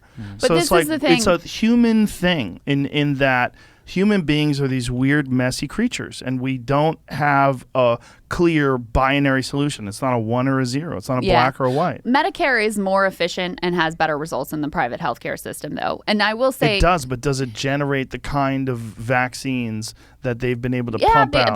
That's what I'm just saying is like the government funded all this stuff. This was all public research that basically all these vaccines have been built off of. The last decade, every single new drug developed by the So do you public think that research. it's possible that they could do some sort of a non-for-profit government distribution of pharmaceutical products? Yes, I So absolutely do you think that that's the case. would be the way to do it, to counteract the fact that there's Yes. a for-profit pharmaceutical? Yes, See, I do. Let me yeah, just go let me ahead, just say please. this because I think your point it is bigger than just the healthcare system, right? When you have it just be about profits, and profits are the only, like, what are you incentivizing? You're not actually incentivizing health. Right. What you're incentivizing is people to have chronic illnesses that require a lot of treatment. Oh, lo and behold, America has a lot of chronic illnesses that require repeated treatment, right? You're actually incentivizing a system to keep people sick. So Yeah. it's not a surprise then when that's the result that you ultimately get. And that's where, this country, what I said earlier of like, the only value is money. There are some fields where maybe that makes sense. But in a place like healthcare, where we're talking about people's health, or in a place like education, where we're talking about people just like learning and acquiring knowledge, there's all these spheres. When I think about drug legalization, I mean, it's the same thing that I'm concerned about. Are these just going to become another quiver in the air of big pharma? There are these areas of life that there should be values other than just profit maximization. Yeah. This is where I think that the big realignment that's happening is around that. Look, we had a system, and we've recognized the power of American capitalism and profit in order to generate extraordinary things. But we can't erase the government role in Operation Warp Speed in bringing the vaccines to bear. And there's actually, I forget what the terminology is called, where whenever so much government subsidy or whatever is involved, the government has the ability in order to waive vaccine IP protection and actually not necessarily seize it or whatever, but called they march-in rights. March-in rights, right. So they have the ability to come in and say, no, we're going to distribute it X way and do this, this, and this. That is what we've lost, which is that what we have lost is the recognition of the power of the government and the socialized benefits of a lot of this. Infrastructure is another example. Big fight happening right now in D.C. The big one is around how are you going to pay for it? And deficit questions and all of that aside, a huge portion of the senators want like user fees. And what does that mean? They want fucking gas taxes. They want to tax regular working class Americans to pay for all these brand new roads. Now, first of all, infrastructure is like the one thing you probably should deficit finance if there is such a thing because it can explode economic benefits. It's an investment. Exactly. And all the benefits that come from that are massive. But who is also the beneficiary of so much of this? Amazon. I mean, do you think better roads aren't going to help Amazon delivery times? Should Amazon maybe not pay for some of this? Should Walmart not pay for some of this? Walmart's distribution system is best in class, right? How do you think they fucking get there? The American highway system. But a lot of these senators and the Chamber of Commerce and all these other people are like, no. And that's actually effectively a tax on the South because a lot of people drive here more than up north. So we're talking about user fees, average working people, drivers and others. They're going to pay for the new roads, and then Amazon can offer you like 3-hour delivery or 2-hour delivery. This is the problem that we have, which is that what they want, the current structure, is for people to pay for the stuff that everybody benefits them. And increasingly, as they are benefiting from everything, they want to even continue to push down every single dollar towards people. The gas tax thing, it makes me so angry because, first of all, it's the politically stupidest thing you can do is like raise taxes on gas. People are going to freak out.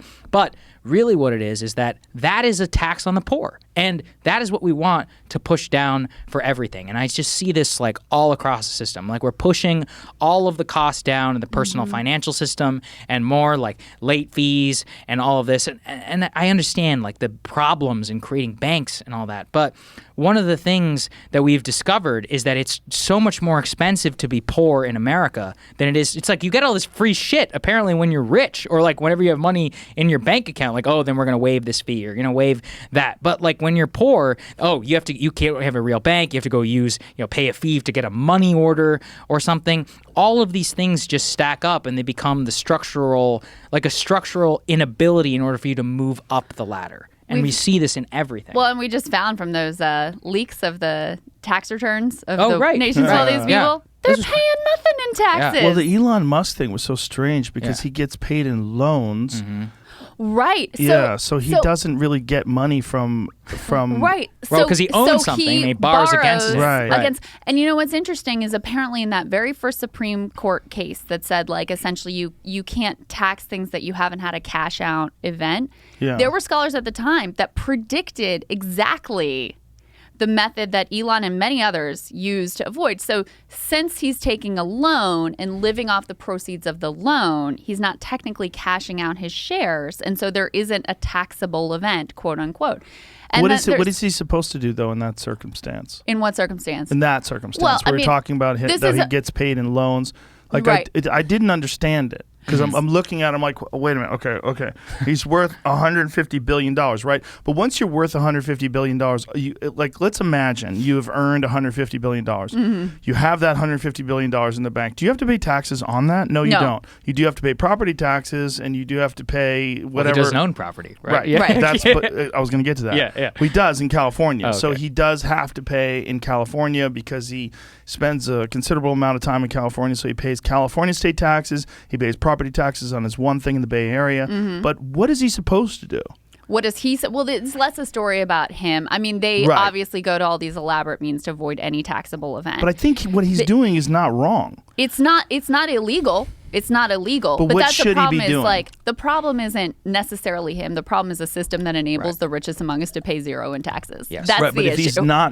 if he's genuinely not making an income, because he just takes loans off of the money. This is around capital gains, because I'm sure he's had to sell some stock, as well as Jeff Bezos.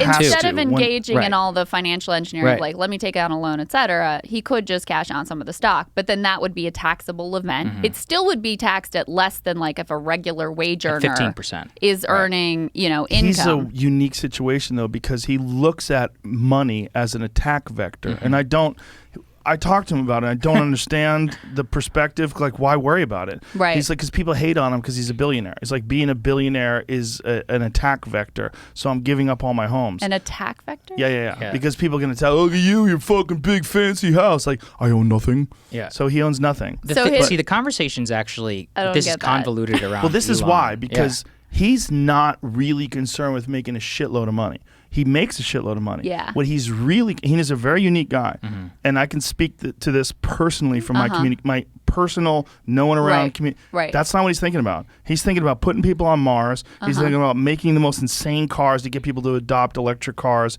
He's thinking about drilling holes under the ground to make people go through tunnels so that we don't have any traffic. He's thinking about making solar power on the with roof tiles so it makes it efficient and easy for people to adopt. Right. He really is thinking about all these things. What I'm thinking about is a system that would have a regular wage earner, like earning $60K a year or whatever, paying higher taxes than someone who's a billionaire. And that's what I'm thinking and about, really which is too, insane. Around the billionaire conversation, it always drives me crazy. We think of billionaires in America as Bezos, Elon, and all of those. That's actually not how you become a billionaire. We crunched the numbers for Forbes 2020. The number one predominant way that you become a billionaire in America today is private equity and hedge funds. It's just financial engineering, trading money, making front-running trades in terms of the whole Robin Hood thing, Citadel, Ken Griffin. That's how you make. You don't look. If we lived in a country where we made billions with Elon, I would be very, very happy because we're creating shit and we're even Bezos. Look, we've a lot of Bezos hate. Amazon is fucking incredible. You know what's not incredible? Silver Lake Capital Management, where you don't fucking do anything and you're basically just a leech on the American financial system, driving up taxes driving up the prices of stocks because you're front running people's trades and you're making it so that you make $0.0003 more per trade. And if you do that at scale, you become a billionaire. Well, that's how you actually become a billionaire in America today. Also, not pretend. What about Oprah? That it's like an accident. Oprah's cool. Shout out to Oprah. Yeah. Shout out to Oprah. I've got issues with Oprah too. Anyway, Do you? I mean, yeah. So let's not pretend that it's an accident that we have the tax system that we have. Yes. Right. Yeah. Let's not pretend that. So at the January 5th, the day before the January 6th thing happened, there was a new regulation that was pushed through that will allow these private equity executives to save hundreds of billions of dollars in taxes. And the guy who wrote the regulation, his old job was helping rich people to avoid taxes. So he writes out, gets zero coverage because the riot happens, and understandably people are paying attention to that. But, the hundreds of millions of dollars are spent in Washington over, the past decade just from the private equity industry lobbying forces to make sure that they can avoid paying essentially any taxes on what they're doing. And look, this isn't just about eat the rich or attack the rich, et cetera, but we talk about the problems in the country coming apart and people sort of losing faith in every institution and the structures of government and the entire nation as a whole. This is a bedrock principle of fairness, the sense that everybody's got skin in the game, that this is a more or less, nobody expects anything to be 100% fair, 100%, but that this is more or less fair. And then you look at Elon Musk's secretary or the person who's delivering this or security guard or whatever, he's paying a higher tax rate than the billionaire. That's fucked up. And so when you have that realization throughout the public, it really does destroy just sort of the faith in the nation as a whole. In the New York Times story, this made me so angry. They quoted somebody from the IRS. You are 3 times more likely to be audited if you make less than $25,000 a year than you are if you're one of these private equity people. Yeah. They 3 times disgusting more as that. likely. They audit people that make less than $25,000 Think about a year. what it means to make Routinely. $25,000 a year in America. You're fucking poor. that You is are so- a blown tire away that from sick? bankruptcy. That's so insane. That The is only- bullshit. Is that because they're auditing waitresses who Exactly. It's probably cash Bartenders. tips and bartenders. But you Yeah. know what? It's That's bullshit. It is bullshit. the IRS's funding has been so stripped over decades that they don't have the resources. Going after the private equity guys is very complex. Millions. It takes millions of dollars to investigate all Very their fucking complex. legal structures They've and got partnerships. lawyers backing them up and all Yeah. that. So they go after, because their funding has been so stripped down, they go after the low-hanging fruit. And so you're much, much, much more likely to be audited if you are a working class person than if you're a wealthy person. It's $25,000 a year. Think about what that means to make $25,000. It's so a year. crazy So fucked because who are they saving and how much are they saving? I know, yeah, we got an pennies on extra the dollar. $1,000, but how much money? Imagine if someone is screwing over their taxes by $1,000. How much money does it cost to find that out? Exactly. And but isn't it a business? There's a business of making sure that homelessness doesn't really get resolved, because then you'd lose your $250,000 a year job. I think it's just Starting to ask necessity. good questions. It's just necessity because Humans are weird. We're not supposed to be Always. doing this. This is a whole new thing we've been plugged into. What do you mean? capitalism, society, Yeah. all of it, money, And all the of anonymous it, civilization, and the anonymous nature of it, like so disconnected from but each at other. scale, civilization at scale, like working with money that's electronic. We're supposed to be trading like, here's 2 pieces of gold, give me a donkey. I've got a banana. Or a Yeah. rock. Wait, can I have your orange or whatever? That's where being Yeah. in That's India. true, though. I true. mean, that is really true. And so a lot of, I don't know that we're handling that transition very well. I don't know we're right handling now that because transition well people, either. People just feel very adrift. You know, and Yeah. it's not even like the finances and the misery that comes from not being able to like have confidence that you're going to be able to provide for your kids. Like that's a very real thing. It's real. But I think just as real as that is this sense of like, what am I even doing here? Well, it goes You back know? to what you were talking about earlier with universal basic income, and this is one of the things that I felt that attracted me to Andrew Yang when we were talking. I'm like, there's gonna be some people that get lazy. Yeah, there's gonna be, but that's just humans, man. If you gave that to someone with ambition, I don't think they'd be lazy. I don't think it's gonna stifle ambition. I think ambition is something that's developed for whatever cause, whatever the root cause of your determination is. Whether it's you were ignored as a child or whether it's your parents worked hard and you recognize that hard work has inherent benefits, whatever it is, some people learn how to like achieve goals or work hard or have dreams. If you give those people a certain amount of money so that their basic needs are cared for, food and shelter, I think we'll have more people that are successful. We'll have more people that pursue their dreams rather than just chase an empty life of labor. And that's what actual freedom looks like. Yes. It's not just the technical right to be able to, pursue this or that end when you don't really have the means to pursue it.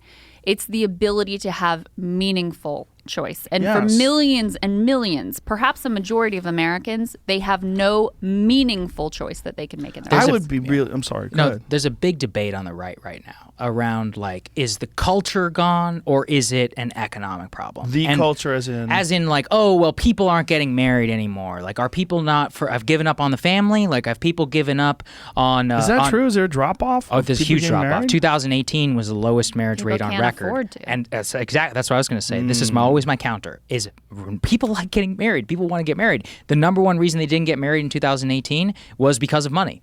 People want to have kids. This is a big debate as well around the fertility rate. Our fertility rate is below replacement. It's very, very low. It continues to drop. You had that fantastic testosterone book. I'm so glad. Or the sperm count book. I'm glad that you did. Yeah. All of these confluence of events are making it so that we are basically failing our civilizational priority, which is replacing itself.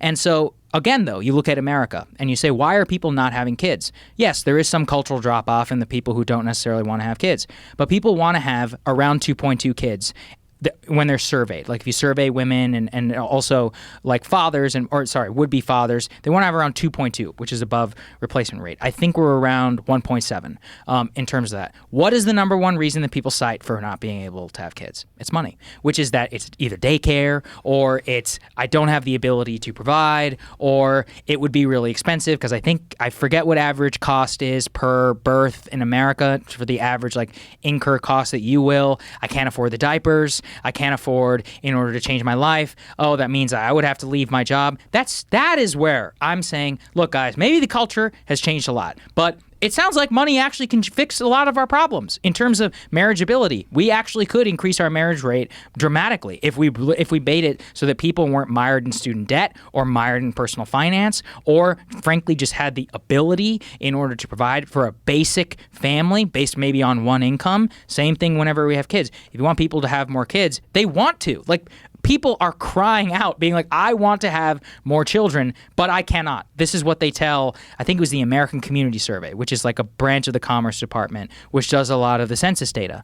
And you can see so clearly, but guess what? And this is my biggest departure from a lot of the Republicans. I'm like, they're not proposing shit. Like, they're not proposing increasing, Quite payment. the They're the ones contrary. voting against it. They're voting On the against child contrary. tax credits. Well, Or here's one of the most insanely depressing ideas that I've read about was people that are they have debt, student loan debt, and they're getting their Social Security docked. Yeah, because they can garnish your wages even when you're So dead dark. for Social Here's the Security. thing, So Brad, dark. Student you debt. can't even go bankrupt. Yeah. This is the thing. That's right. Social Security, like, there's one of the weirdest things about student loan debt is it's the only thing that you carry no matter what. That's right. Even if you go bankrupt, you still owe horrible. it. It is a dirty, dirty, dirty game because could they've be figured out a way to use people as human batteries. That's exactly. Just- When they're 18. Do you know what being 18? I mean, look, I Yeah. remember 18. I do. And I was if I had to dumb take as out a fuck. $200,000 loan, I would have been like, oh, whatever. Yeah. I mean, Yeah. thank God, didn't have to. I was- Shout out Yeah. to the parents, Listen, but like, I still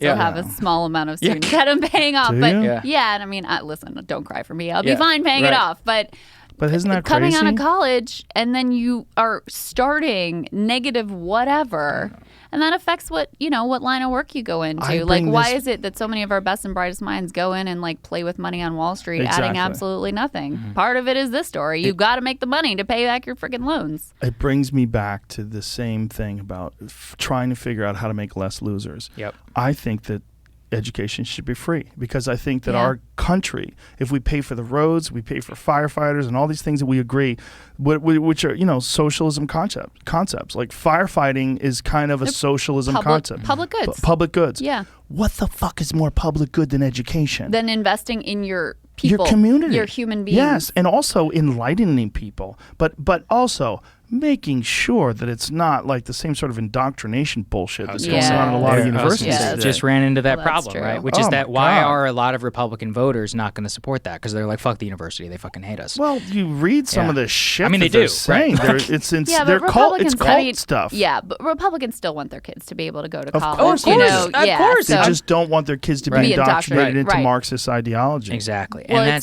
it's this intolerance of dissent. And Yes. it's really scary. And I think it comes from this sense of like, people feel that things are very chaotic and Trump was a genuinely like terrifying experience for a This is lot of people. pre-Trump.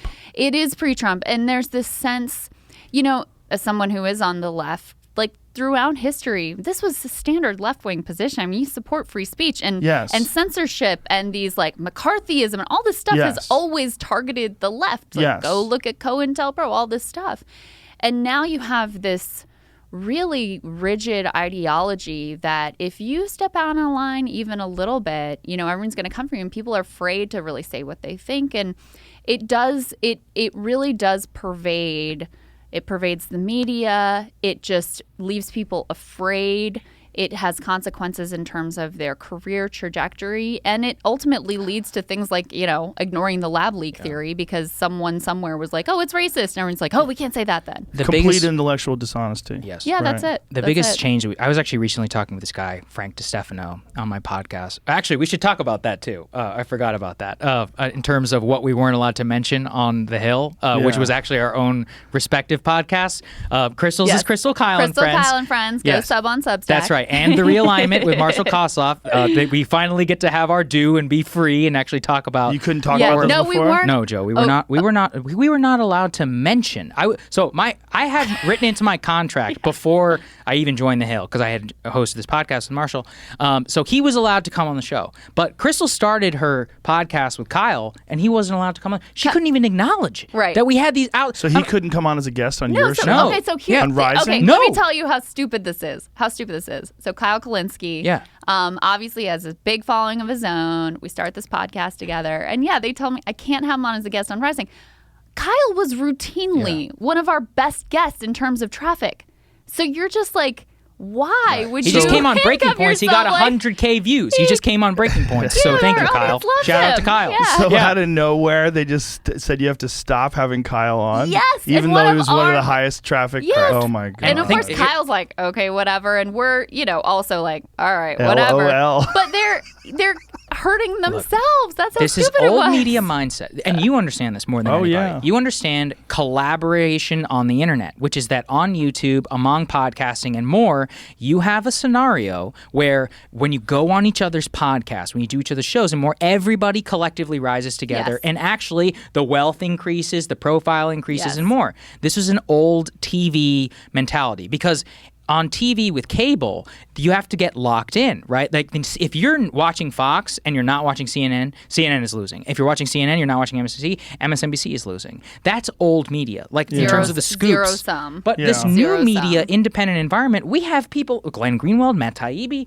all these people with, I mean, technically, I guess, competing subscription products, but that's not how it works, which is maybe somebody who watches our show, who doesn't necessarily become a premium member or whatever, they really, really appreciate Glenn and they see them out, and then they go and they subscribe to him. And then maybe it works vice versa. It's a famine mentality. It is. Guys like Glenn Greenwald and Matt Taibbi are crucial in this time. Yeah. Because they are the bravest journalists amongst us. Glenn is fucking fearless. Glenn is a fucking monster. He's a monster, and so is Matt. They're monsters because in the best way possible, because they are not attached to any ideology in terms of like what you're supposed to say, and they will, and Glenn particularly fights against it tooth and claw the moment he sees it. Yes. He's so brave, and it's so important to have people like that out there, because if you don't support them, they're the fucking, if they go down, the whole thing goes down, and we're all... Exactly. Well, and I think about Glenn a lot. I mean, both because, I consider him a friend. I respect the hell out of him. He obviously was a big part of Rising Success, and he was our very first guest on Breaking Points. But this man literally risked his life and his freedom for his principles multiple times. I mean, first with Snowden, he very much thought the U.S. government, very possible that the U.S. government would come after him, take his freedom. And his criticism in Brazil. Criticism of the fucking president was going after him. Literally, I mean, they were trying to put him in jail. Yeah, these are like murderous thugs, and I mean, political assassinations have happened there very recently. And they went after him, tried to put him in jail. Jamie just pulled up that dude that just might have been a part of the Clinton body count. But yeah, and so Glenn has literally put his life. So you think he's going to be afraid if you say some mean thing about him on Twitter or on MSNBC or whatever? He doesn't care. I talked to him about this. He goes back and forth with people on Twitter. I'm like, why do you do that? I don't know how he does it. I took your advice. I went way off because of you. Don't you feel better? Oh, I can't even describe it. He has that personality though, where he's in it for. He likes the fight. He doesn't it's funny because guys like fucking Jim Acosta, who my former White House press colleague Jim Acosta, who made millions of dollars with his books and his bullshit performances there in the Rose Garden. And it's like he actually is presenting himself and profiting off of gaslighting millions of Americans into thinking that he somehow risked his life by behaving like an asshole while he was in the White House briefing room. And then you have guys like Glenn and you have guys like Matt who wrote this whole thing about the financial power elite and with Goldman Sachs, and then Glenn Greenwald, who's literally being pursued by the Brazilian government, and they have the audacity to say that they're misinformation purveyors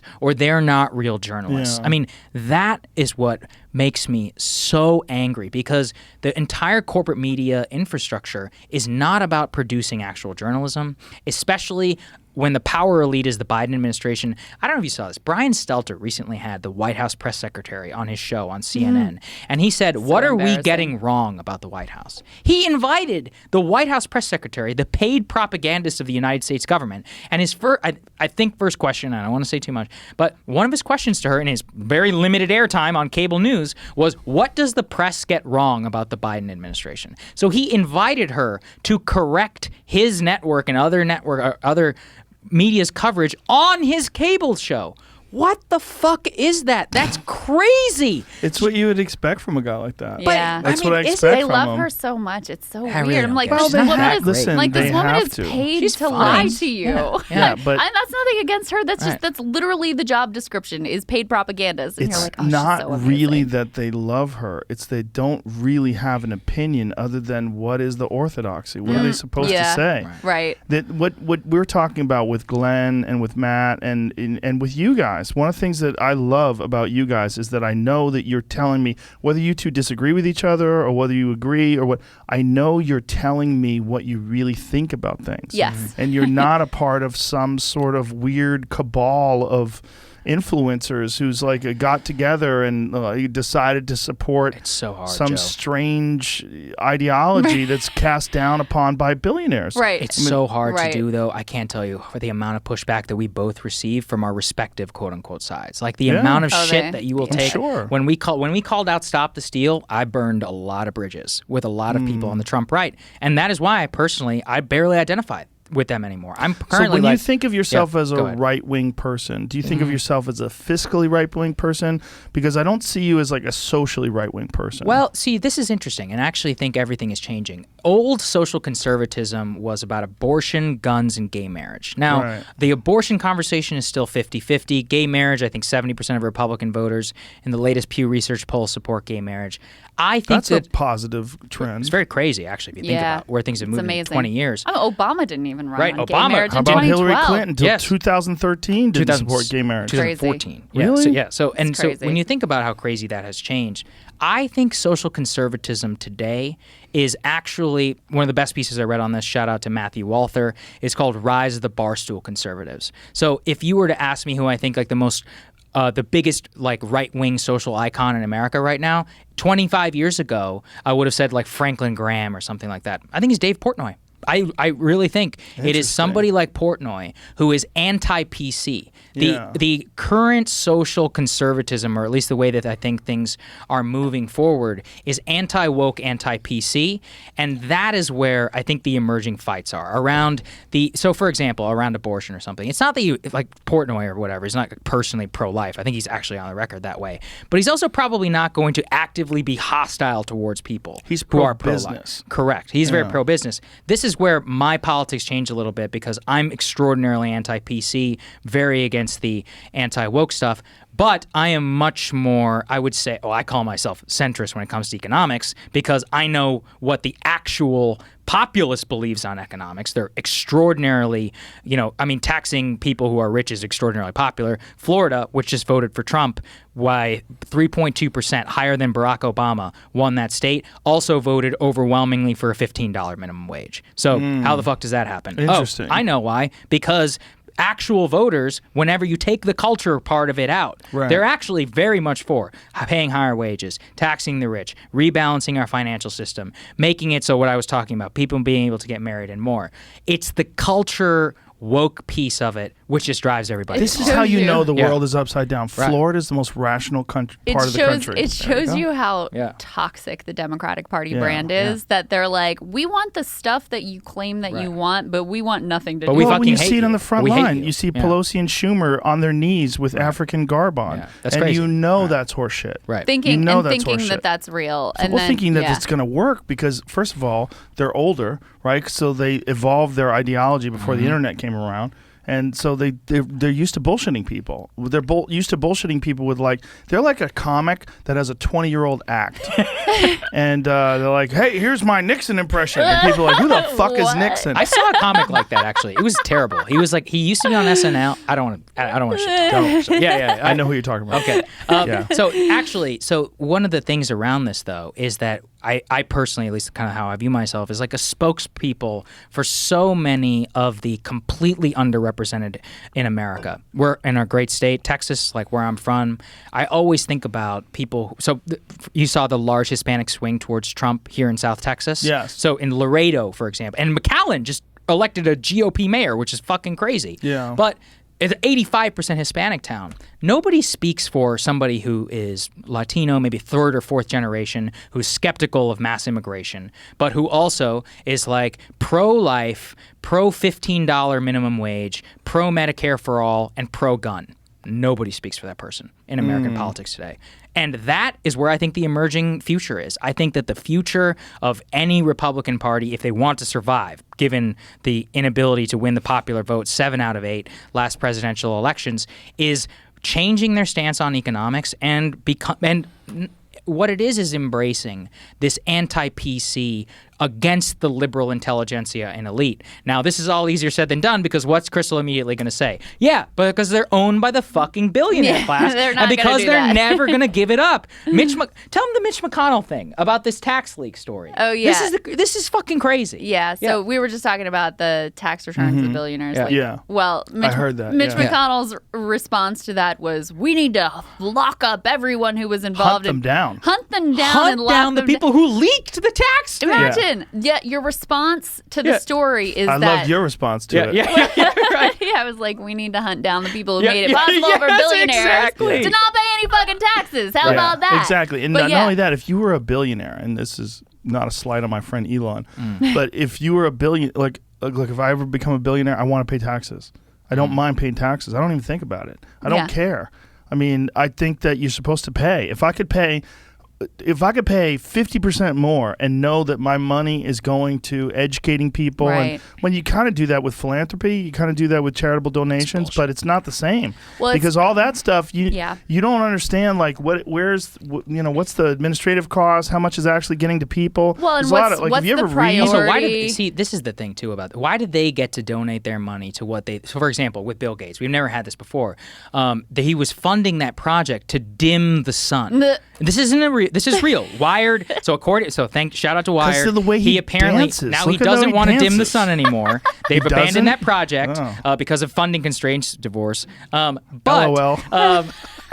we have not lived Melinda in a scenario killed that one. where one person actually could fucking dim the sun. And he could do it through philanthropic research around carbon or whatever. I don't remember exactly what the justification of it is. I want to say, as an American citizen, of like, no, you don't get to dim the sun, Bill Gates. Like, Well, not only that, do you understand that is Yeah. one of the premier conspiracy theories about the idea that the global elite wants to reduce the population by half? Right. Yeah. One of the he is involved like in Thanos. so many of the conspiracy theories. Well, and then he's people involved in wonder- the massive vaccination, and people worried about all the nutbags are worried about massive vaccinations trying to depopulate the earth.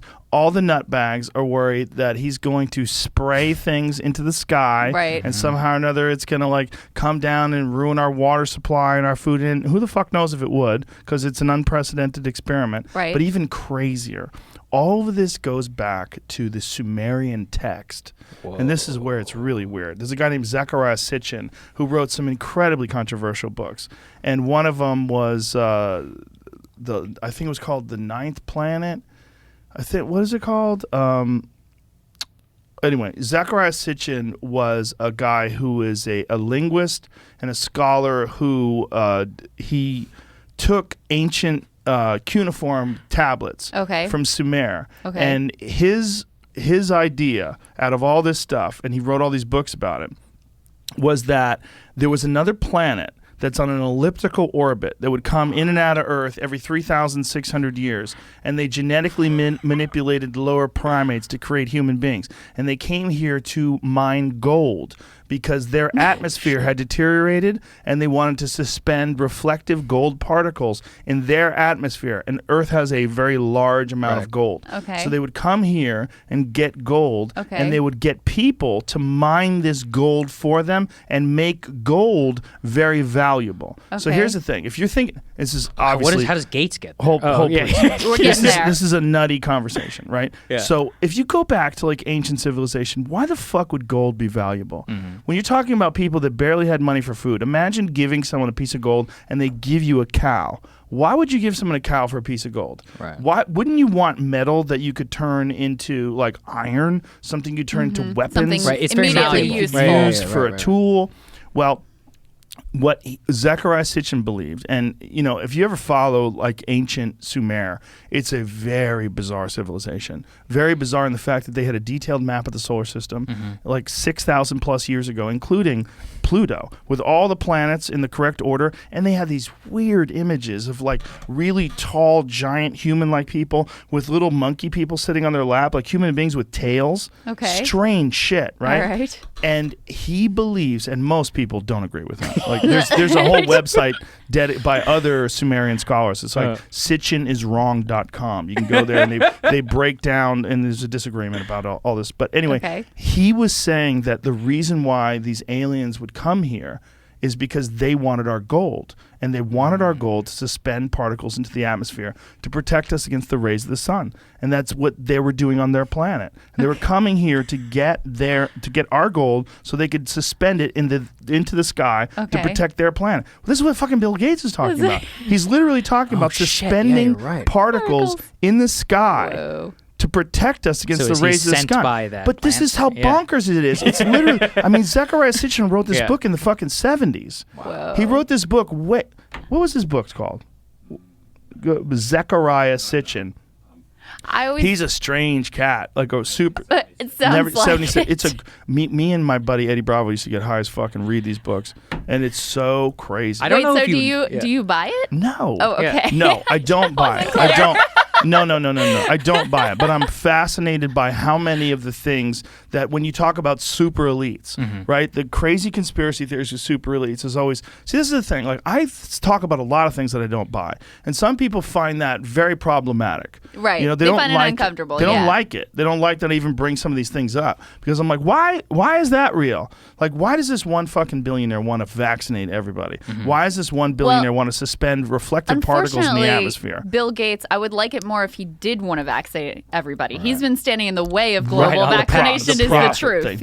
But he does do weird stuff, like in Sudan, they're vaccinating. Bought a bunch of farmland, right? Oh yeah, well he's like the number one farmland owner in America. And Jamie pulled up some articles that dispute that, but then I've seen so many that confirm it, and Jamie pulled up some that confirm it too.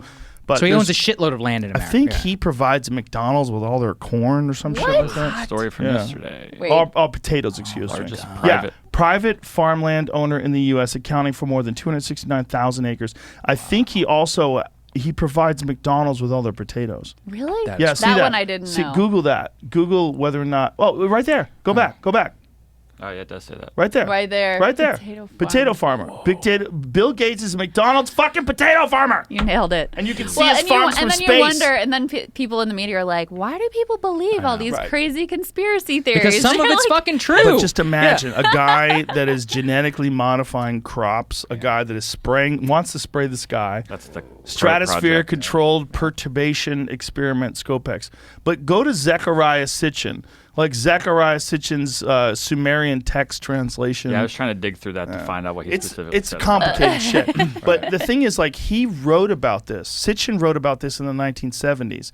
It wasn't even proposed as a theory about or a plan, a possible solution to global warming until the 2000s. It was somewhere in the 2000s that someone was talking about suspending reflective particles in the atmosphere. But one of the things about gold that's a very unique reflective particle. Yeah. Gold is a crazy, crazy metal in that you can take a very small piece of gold, like see this coin. This is a Navy SEAL coin. If you could take this coin and put it on this table, a coin of gold can cover the entire table. Oh, if you can get it so thin. You can get it so thin. It's so malleable and so unusual.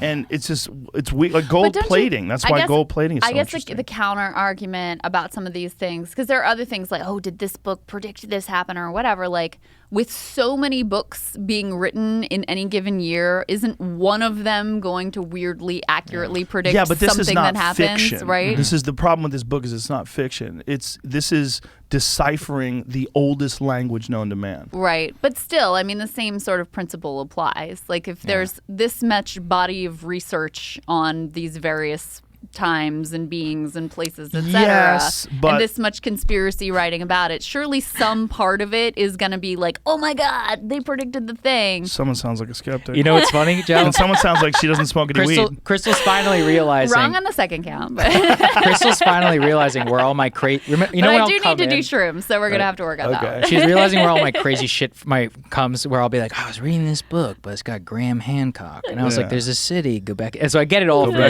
So all my friends who they're like, have you been fucking listening to Joe Rogan again? Because I'll be like, listen, there's aliens. We can get there too, but like and the UFOs. But they're always like, because I show them, I was like, I got these rare meats in my freezer, and they're like, have you been fucking listening to Joe Rogan again? I'm like, what? I got water buffalo steak. Who fucking cares? It's good for you. I'd be like, it is good for you.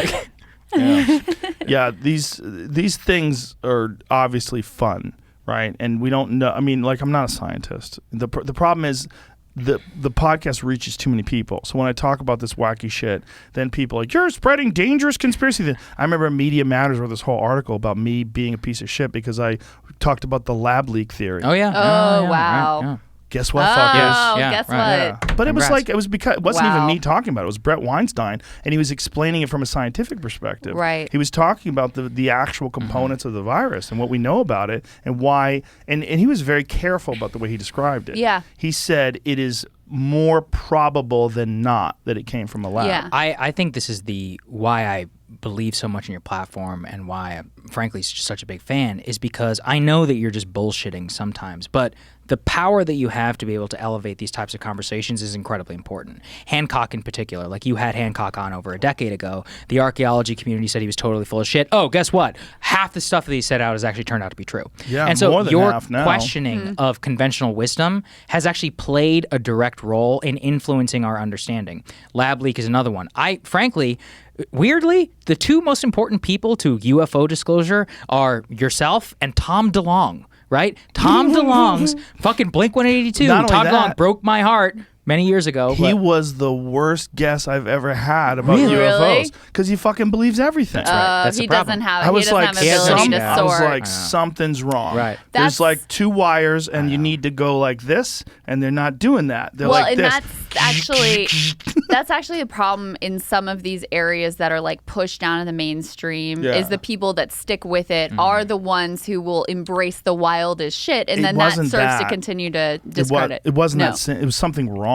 Oh, something was just like literally he off. Literally watches things that are obviously fake, and he believes in them. Oh, dude, it was like when you had Les Stroud on. That made me so sad. Oh, the Bigfoot thing? I Yeah. fucking love that guy. I love Les. But he was obsessed with Anyway, but well, he has a financial Yeah. interest in believing that Bigfoot exists. You know, because he was doing that Survivor Man Bigfoot show. But when it comes to survival craft and yeah, it was understanding, amazing. he's But he an tarred his own incredible guy. brand by becoming some Bigfoot. Unfortunately, I think you're probably right. Yeah. But he did believe in it. Meanwhile, here's what's crazy. You know, when I first talked to him about that, I had never been in the woods around bears. And so he was talking about these sounds that he heard in the woods. Like, but then I was in Canada and I saw bears fighting. And that's the sound they make make. the exact sound. Wow. I mean the exact sound. Yeah. Wow. You could find videos of it. They go like this. They puff their chest up and they breathe heavy. They make gorilla sounds. Whoa. Like see if you can pull up bears fighting sounds, because they don't just go. They go like this. They I saw sound in like Grizzly gorillas. Man. Did you ever watch Grizzly Man? excited to- Oh my God! I've watched it 1,000 times. I'm excited to judge the accuracy of your bears fighting impression. It's Grizzly Man is like the best unintentional comedy ever. Werner Herzog is a fucking brilliant That comedian. guy's a genius. Yeah. He's a genius. Yeah. But there's a scene where the sheriff looks at the camera, he's talking about the guy, goes, "I thought he was retarded," and it is. I remember being on my couch. I fell down onto the ground, going, "Oh my God, is this real? Is this documentary real?" But it was also Dude, sad. There was a lot of sadness in there because that guy who was out there in the woods was based here. I'm hoping this. Yeah, works. back it up a little. Back it up a little. They're not doing anything. But they in the just video. did it. Back it up a little.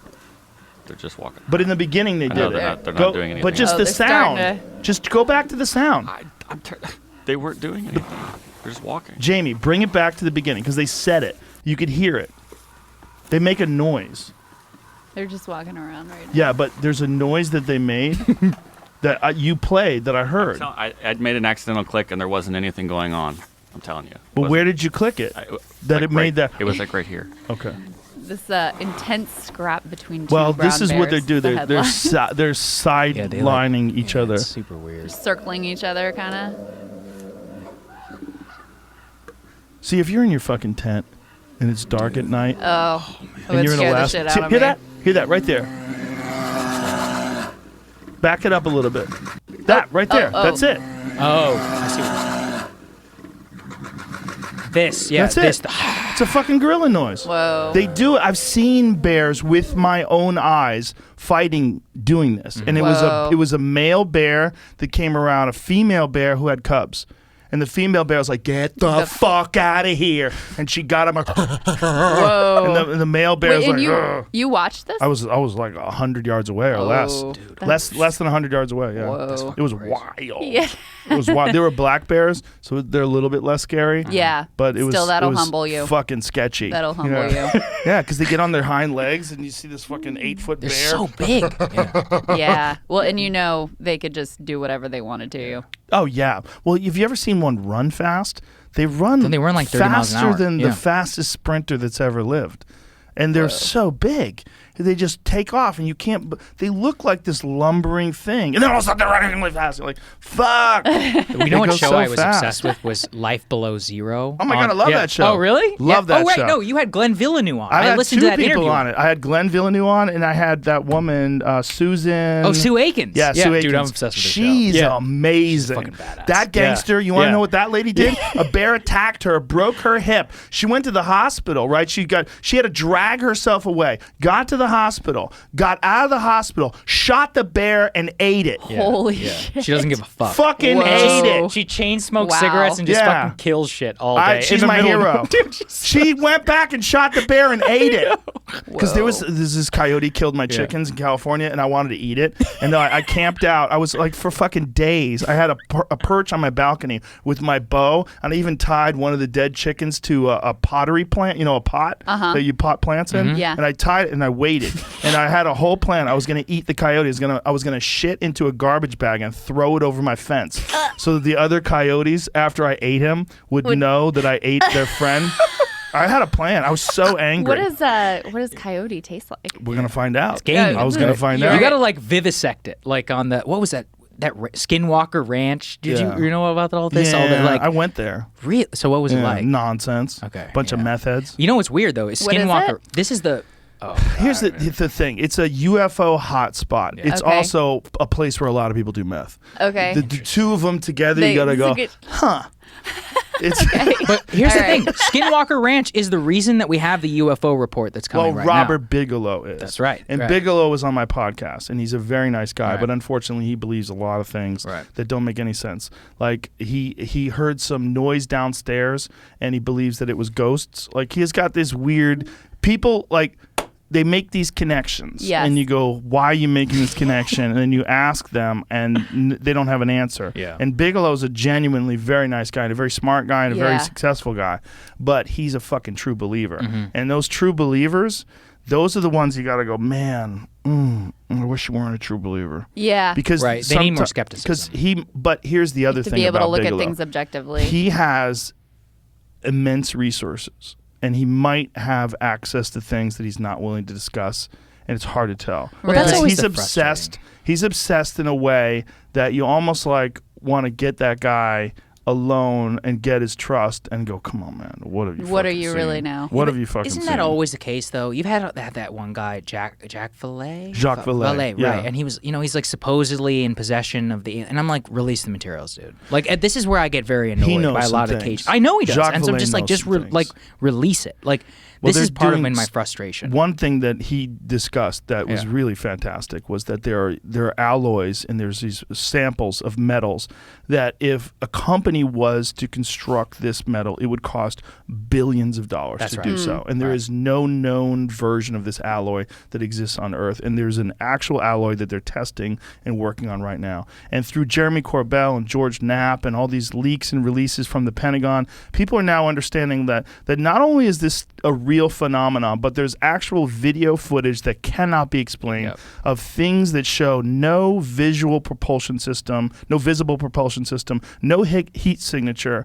And when from the Tic Tac incident off the Nimitz in 2004, they have video of this thing taking off, going thousands of miles an hour in a way that any other known craft that we've ever constructed would just obliterate just through the G-forces. Well, and just it really challenges our notion of physics. I mean, even just like the basic laws. And, physics was, my dad's a physicist by trade. He's long retired. What does he think about it? What does he think about this stuff? You ever talked to him about it? That's a good question. I haven't talked to him much about it. But, physics, when he's older, he's 86.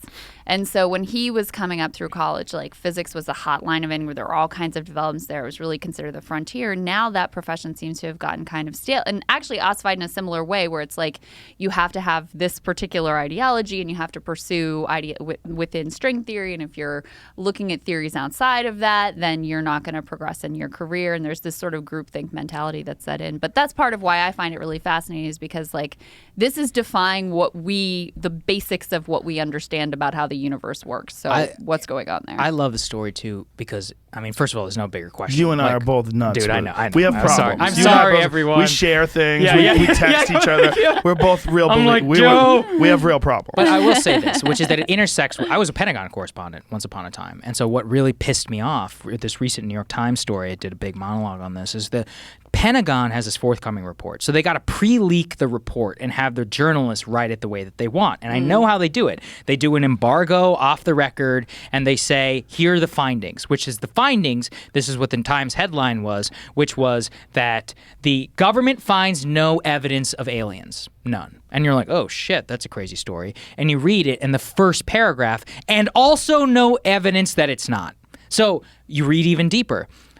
First of all, take this with a grain of salt. The government says it's not a secret USA technology. Okay, well, they're not going to admit it, even if it actually was. So I'll cast that one aside. But the most important one to me was the government finds and dismisses the weather balloon theory, saying that crosswinds or whatever at the time, changing wind directions, dismisses the fact that the objects seen on the FLIR are weather balloons. Weather balloon is the top explanation by the debunkers, by the professional debunkers, is that. So I'm like, wait. So the real headline is that the government has no fucking idea what this was, dismisses the the main debunked theory around this. And then, this is where the military-industrial complex part of this comes in, but they're like, and maybe it's China or Russia. Like, intelligence officials worry that it's China and Russia. Why? Because they want to put it into a box which they can explain and try to use it to get Congress maybe to fund, like, something else. And to be clear, I've dismissed the PSYOP theory that, like, the government is disclosing all this as a PSYOP for funding. Like, this is a coordinated campaign. I think they were dragged kicking and screaming because of Bigelow, because of Harry Reid, Jeremy Corbell, and all the videos. Christopher Mellon, exactly. Yeah, who's also been on. Like I said, Tom DeLonge, because by bringing Lou Elizondo and all that forward in the New York Times is what broke this open. And that is what pisses me off, which is that the government is actually just not admitting the truth, and the media is going along with it, which is that we have no fucking idea what's going on. They have no idea. That's okay. That's we fine. have the most sophisticated tracking equipment that we know of in terms of like what science can do. And off the Nimitz, they track this thing going from 50,000 plus feet above sea level to 50 in less than a second. Whoa. They have no idea what it is. They have no idea how it did it, and then it went to their cat point. I know. So it disappeared, took off, and went to the very point where they were supposed to meet up later. They had a predetermined point where the jets were supposed to fly to. Right. And this thing went there like, I know where you're going, know bitch. what you're up to. Right. Yeah, and who the fuck knows what it is or what? I mean, we could speculate all day long, but one of the things that Jeremy released is these things that go into the water. The transmedium That was vehicle. crazy, That was crazy. too. We played it on the show. It's Fucking Totally crazy. nuts. Like they're filming this with night vision off of a aircraft carrier in the middle of the ocean where no drone could ever fly. That's the thing that people talk about drones. Drones don't stay in the sky very long, folks. Thank you. It's like an hour and a half, 2 hours. Or Yeah, whatever. they Right. can't just fly around forever. So they can't go hundreds of miles. They just can't. They have to be launched somewhere that's close to the area they're traveling to. I was very disappointed in. I'm a big fan of Neil deGrasse Tyson, but I was disappointed in kind of that. And Musk does the same thing. He's like camera resolution. Listen, Musk is a fucking alien. Yeah. That's why he's doing it. That's why he's Yeah, dismissing trust it. He's me. got to distract everyone Plus, from the truth. He's also on my show, and I Right. got him in trouble by smoking weed. He That's almost true. lost his top secret clearance with Right. NASA. So like, And his stock price dropped. So like, when I get it it. went back up the next right. day. Yeah, he's fine. Right. But when I talk He's gonna be when I okay, talk yeah. about aliens, like Yeah. no aliens. Yeah. Oh, come on. Get away. I just want to say though, which is that Shoo, He's bad ideas. protesting too much. Sorry, 14 hours. Yeah, There they you can go go for a long time. Though. Oh, but this is a different thing. That's the drone. This is no. This is a Predator drone. This is a completely different kind of thing. This is the size of an aircraft carrier. I think he was I talking mean, about a star of a No, jet. I know. Right. Just arguable. The thing I've been thinking about is what if someone could put the Tesla technology in a commercial drone? Yeah, How fast true. would that fucking thing go? Yeah, that would be awesome. But the pull can't yet. that back out. It goes 115 horsepower engine.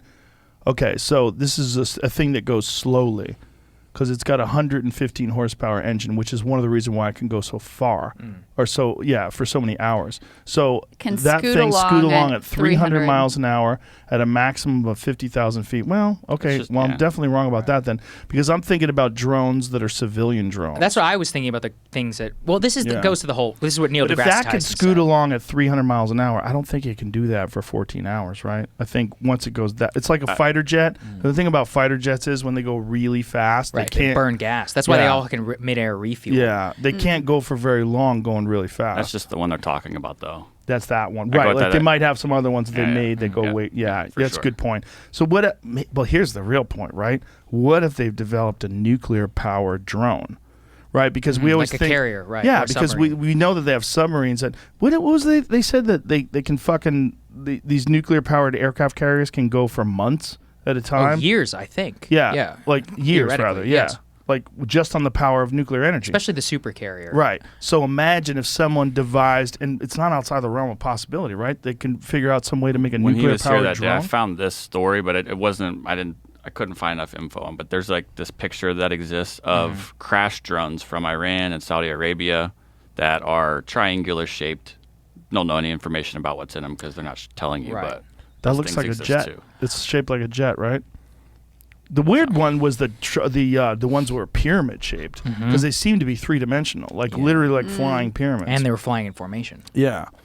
But again, if you have nuclear power and you could figure out a way to propel, that's the other thing though, is these things don't have visible propulsion systems. That's exactly right. That's in terms where it's of really weird. And no heat all signature. of human flight you have to put something out in order Yeah. to go forward. Since Right. the Wright brothers, actually this whole UFO thing got me really interested in the history of flight, so that's a whole other conversation.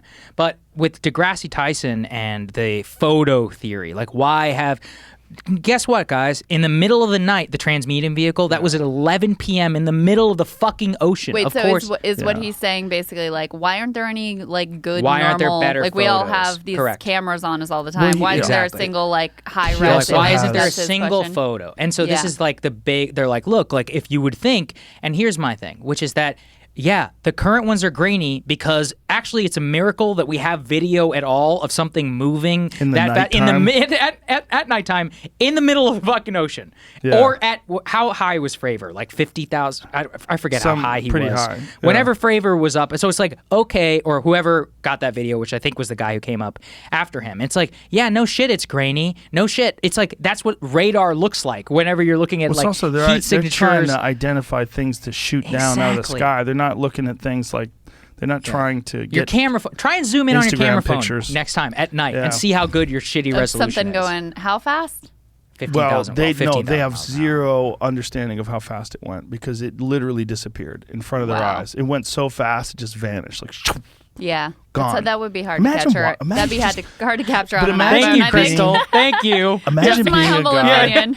Imagine being a guy who's a fighter pilot and you're out there in the middle of the ocean and you follow this thing. It's a tic-tac shaped object as big as your airplane and it just goes Whoa. and you just sitting there going, what the fuck? Well, and multiple people saw it. So there's 2 different jets and 4 different people looking at it. And Yeah. you're like, hey guys. At different angles too, from yeah, above, from like, bottom, what and after. what in the Right. fuck? And then Didn't- you contact the Nimitz and they go, yeah, we've been following these things. Didn't they say in the 60 Minutes thing this was like a regular occurrence? Oh, That regular was occurrence. Ryan Williams, yeah, the pilot Ryan Yeah. Williams. He said, I saw these things up there almost every day. That's The wild. neat thing that drove me Right. the craziest about Neil deGrasse Tyson was this concept that why would they care about us? I know. God, thank you. And It's like he didn't really I know even we're think going of that. It's like he's got like these pre-programmed responses to these things that he brings up in these. Why would they care about us? He's such a jovial, fun guy. That's a fun thing to plug. It's like a comic with his act. I love right? that He's guy. got a bit I love on that. Cosmos, but I was disappointed because it's like you said, you're like, hey, we're fucking fascinating. I don't think that he, I don't think he strays out of the bounds of, like what's the orthodoxy. I mean, my theory is, why did everything ramp up after 1947? Which is that we used the atomic bomb in 1945, and they're like, hey, fuckheads. Exactly. They're like, wait, these fucking chimps can kill each other now. And not They just could that, kill they whole could kill cities. us. Yeah. Or they Right. could kill planets. And if you Right. look at sci-fi, and I know I'm getting deep here, which is that the use of nuclear weapons is almost always how you know when humanity went ladder up in civilization. And if you think about how much that changed, I would want to pay attention. Like if you're just paying attention and you're like, oh, they're fighting, blah. Well, all the things that Bob Lazar talked about in that Jeremy Corbell documentary, which is, by the way, my favorite documentary ever about UFOs, and my absolute favorite conversation I've ever had with anyone who claims to have had an experience. I talked to Travis Walton, that was amazing, but Bob Lazar was by far the most fascinating because A, he seems insanely sincere. B, he knows so much about science, so much about propulsion. And C, the things that he talked about in the 1980s proved to be true, including element 115. That wasn't just like theoretical. Right. Yeah, until that's wild. Till the 2000s, and then someone figured it out with a particle collider. But he was talking about this was what they used, and that they had a stable version of this. And you've got to think about what. And this is the other thing that he talked about. Like if you brought a nuclear reactor to someone in the 1400s, they would think it was witchcraft. And this is what the kind of technology that whatever these things are, whether they're from the future, whether they're us from the future, or whether they're from another dimension, or whether they're from another planet, whatever the fuck it is, they have technology that is indistinguishable from magic. And Bob Lazar, allegedly, according to him, worked on trying and attempting to back engineer this thing. And when he describes his experience with it, he has been insanely consistent forever, since the 1980s. I do wish he hadn't, because we would talked about this, where he had a I listened to that migraine. podcast. I wish he just, he was getting those before we even got nothing on the against air. Bob, but look, I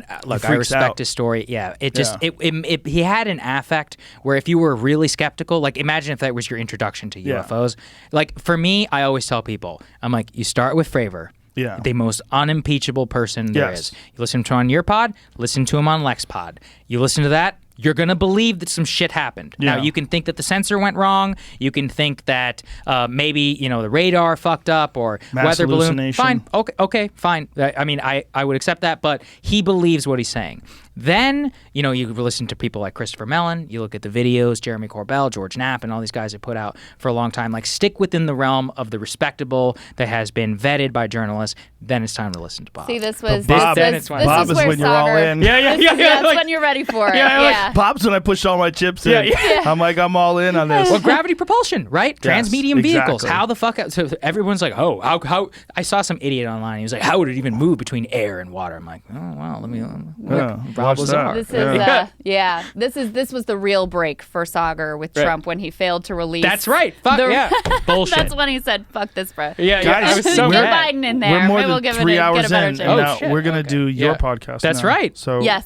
let's wrap Okay. this up. All right, Listen, let's wrap it. let me just tell you how happy I am that you two are independent. I think you guys are fantastic. I think your two together in your show is one of the most important things out there because it's a rare thing that's unmolested from the corporate media and from the ideologies on the left and the right. And you have your own opinions on things, you have your own perspectives, but I know I can trust you guys, and Thank I know you, you're John. honest. We would never be here That without you. means So thank you so much. So much. And we're even, I think we both feel even more free, if that's I know, I possible. Than knew we it. feel Beyond. light. I'm we glad. feel very light. When we had that conversation on the phone, I'm like, fuck them, let's go. Yeah, you were I'm like, very definitive, yes. and thank you for being so. 'cause worked. It was the nudge You we pushed needed. us. You It pushed really us was off. the nudge we needed. and, so and thank you. I'm so happy you guys exist. So thank you. Bless you, Same. Joe. Thank you. Thank you. Bless you. Bless you. All right. Bye, everybody.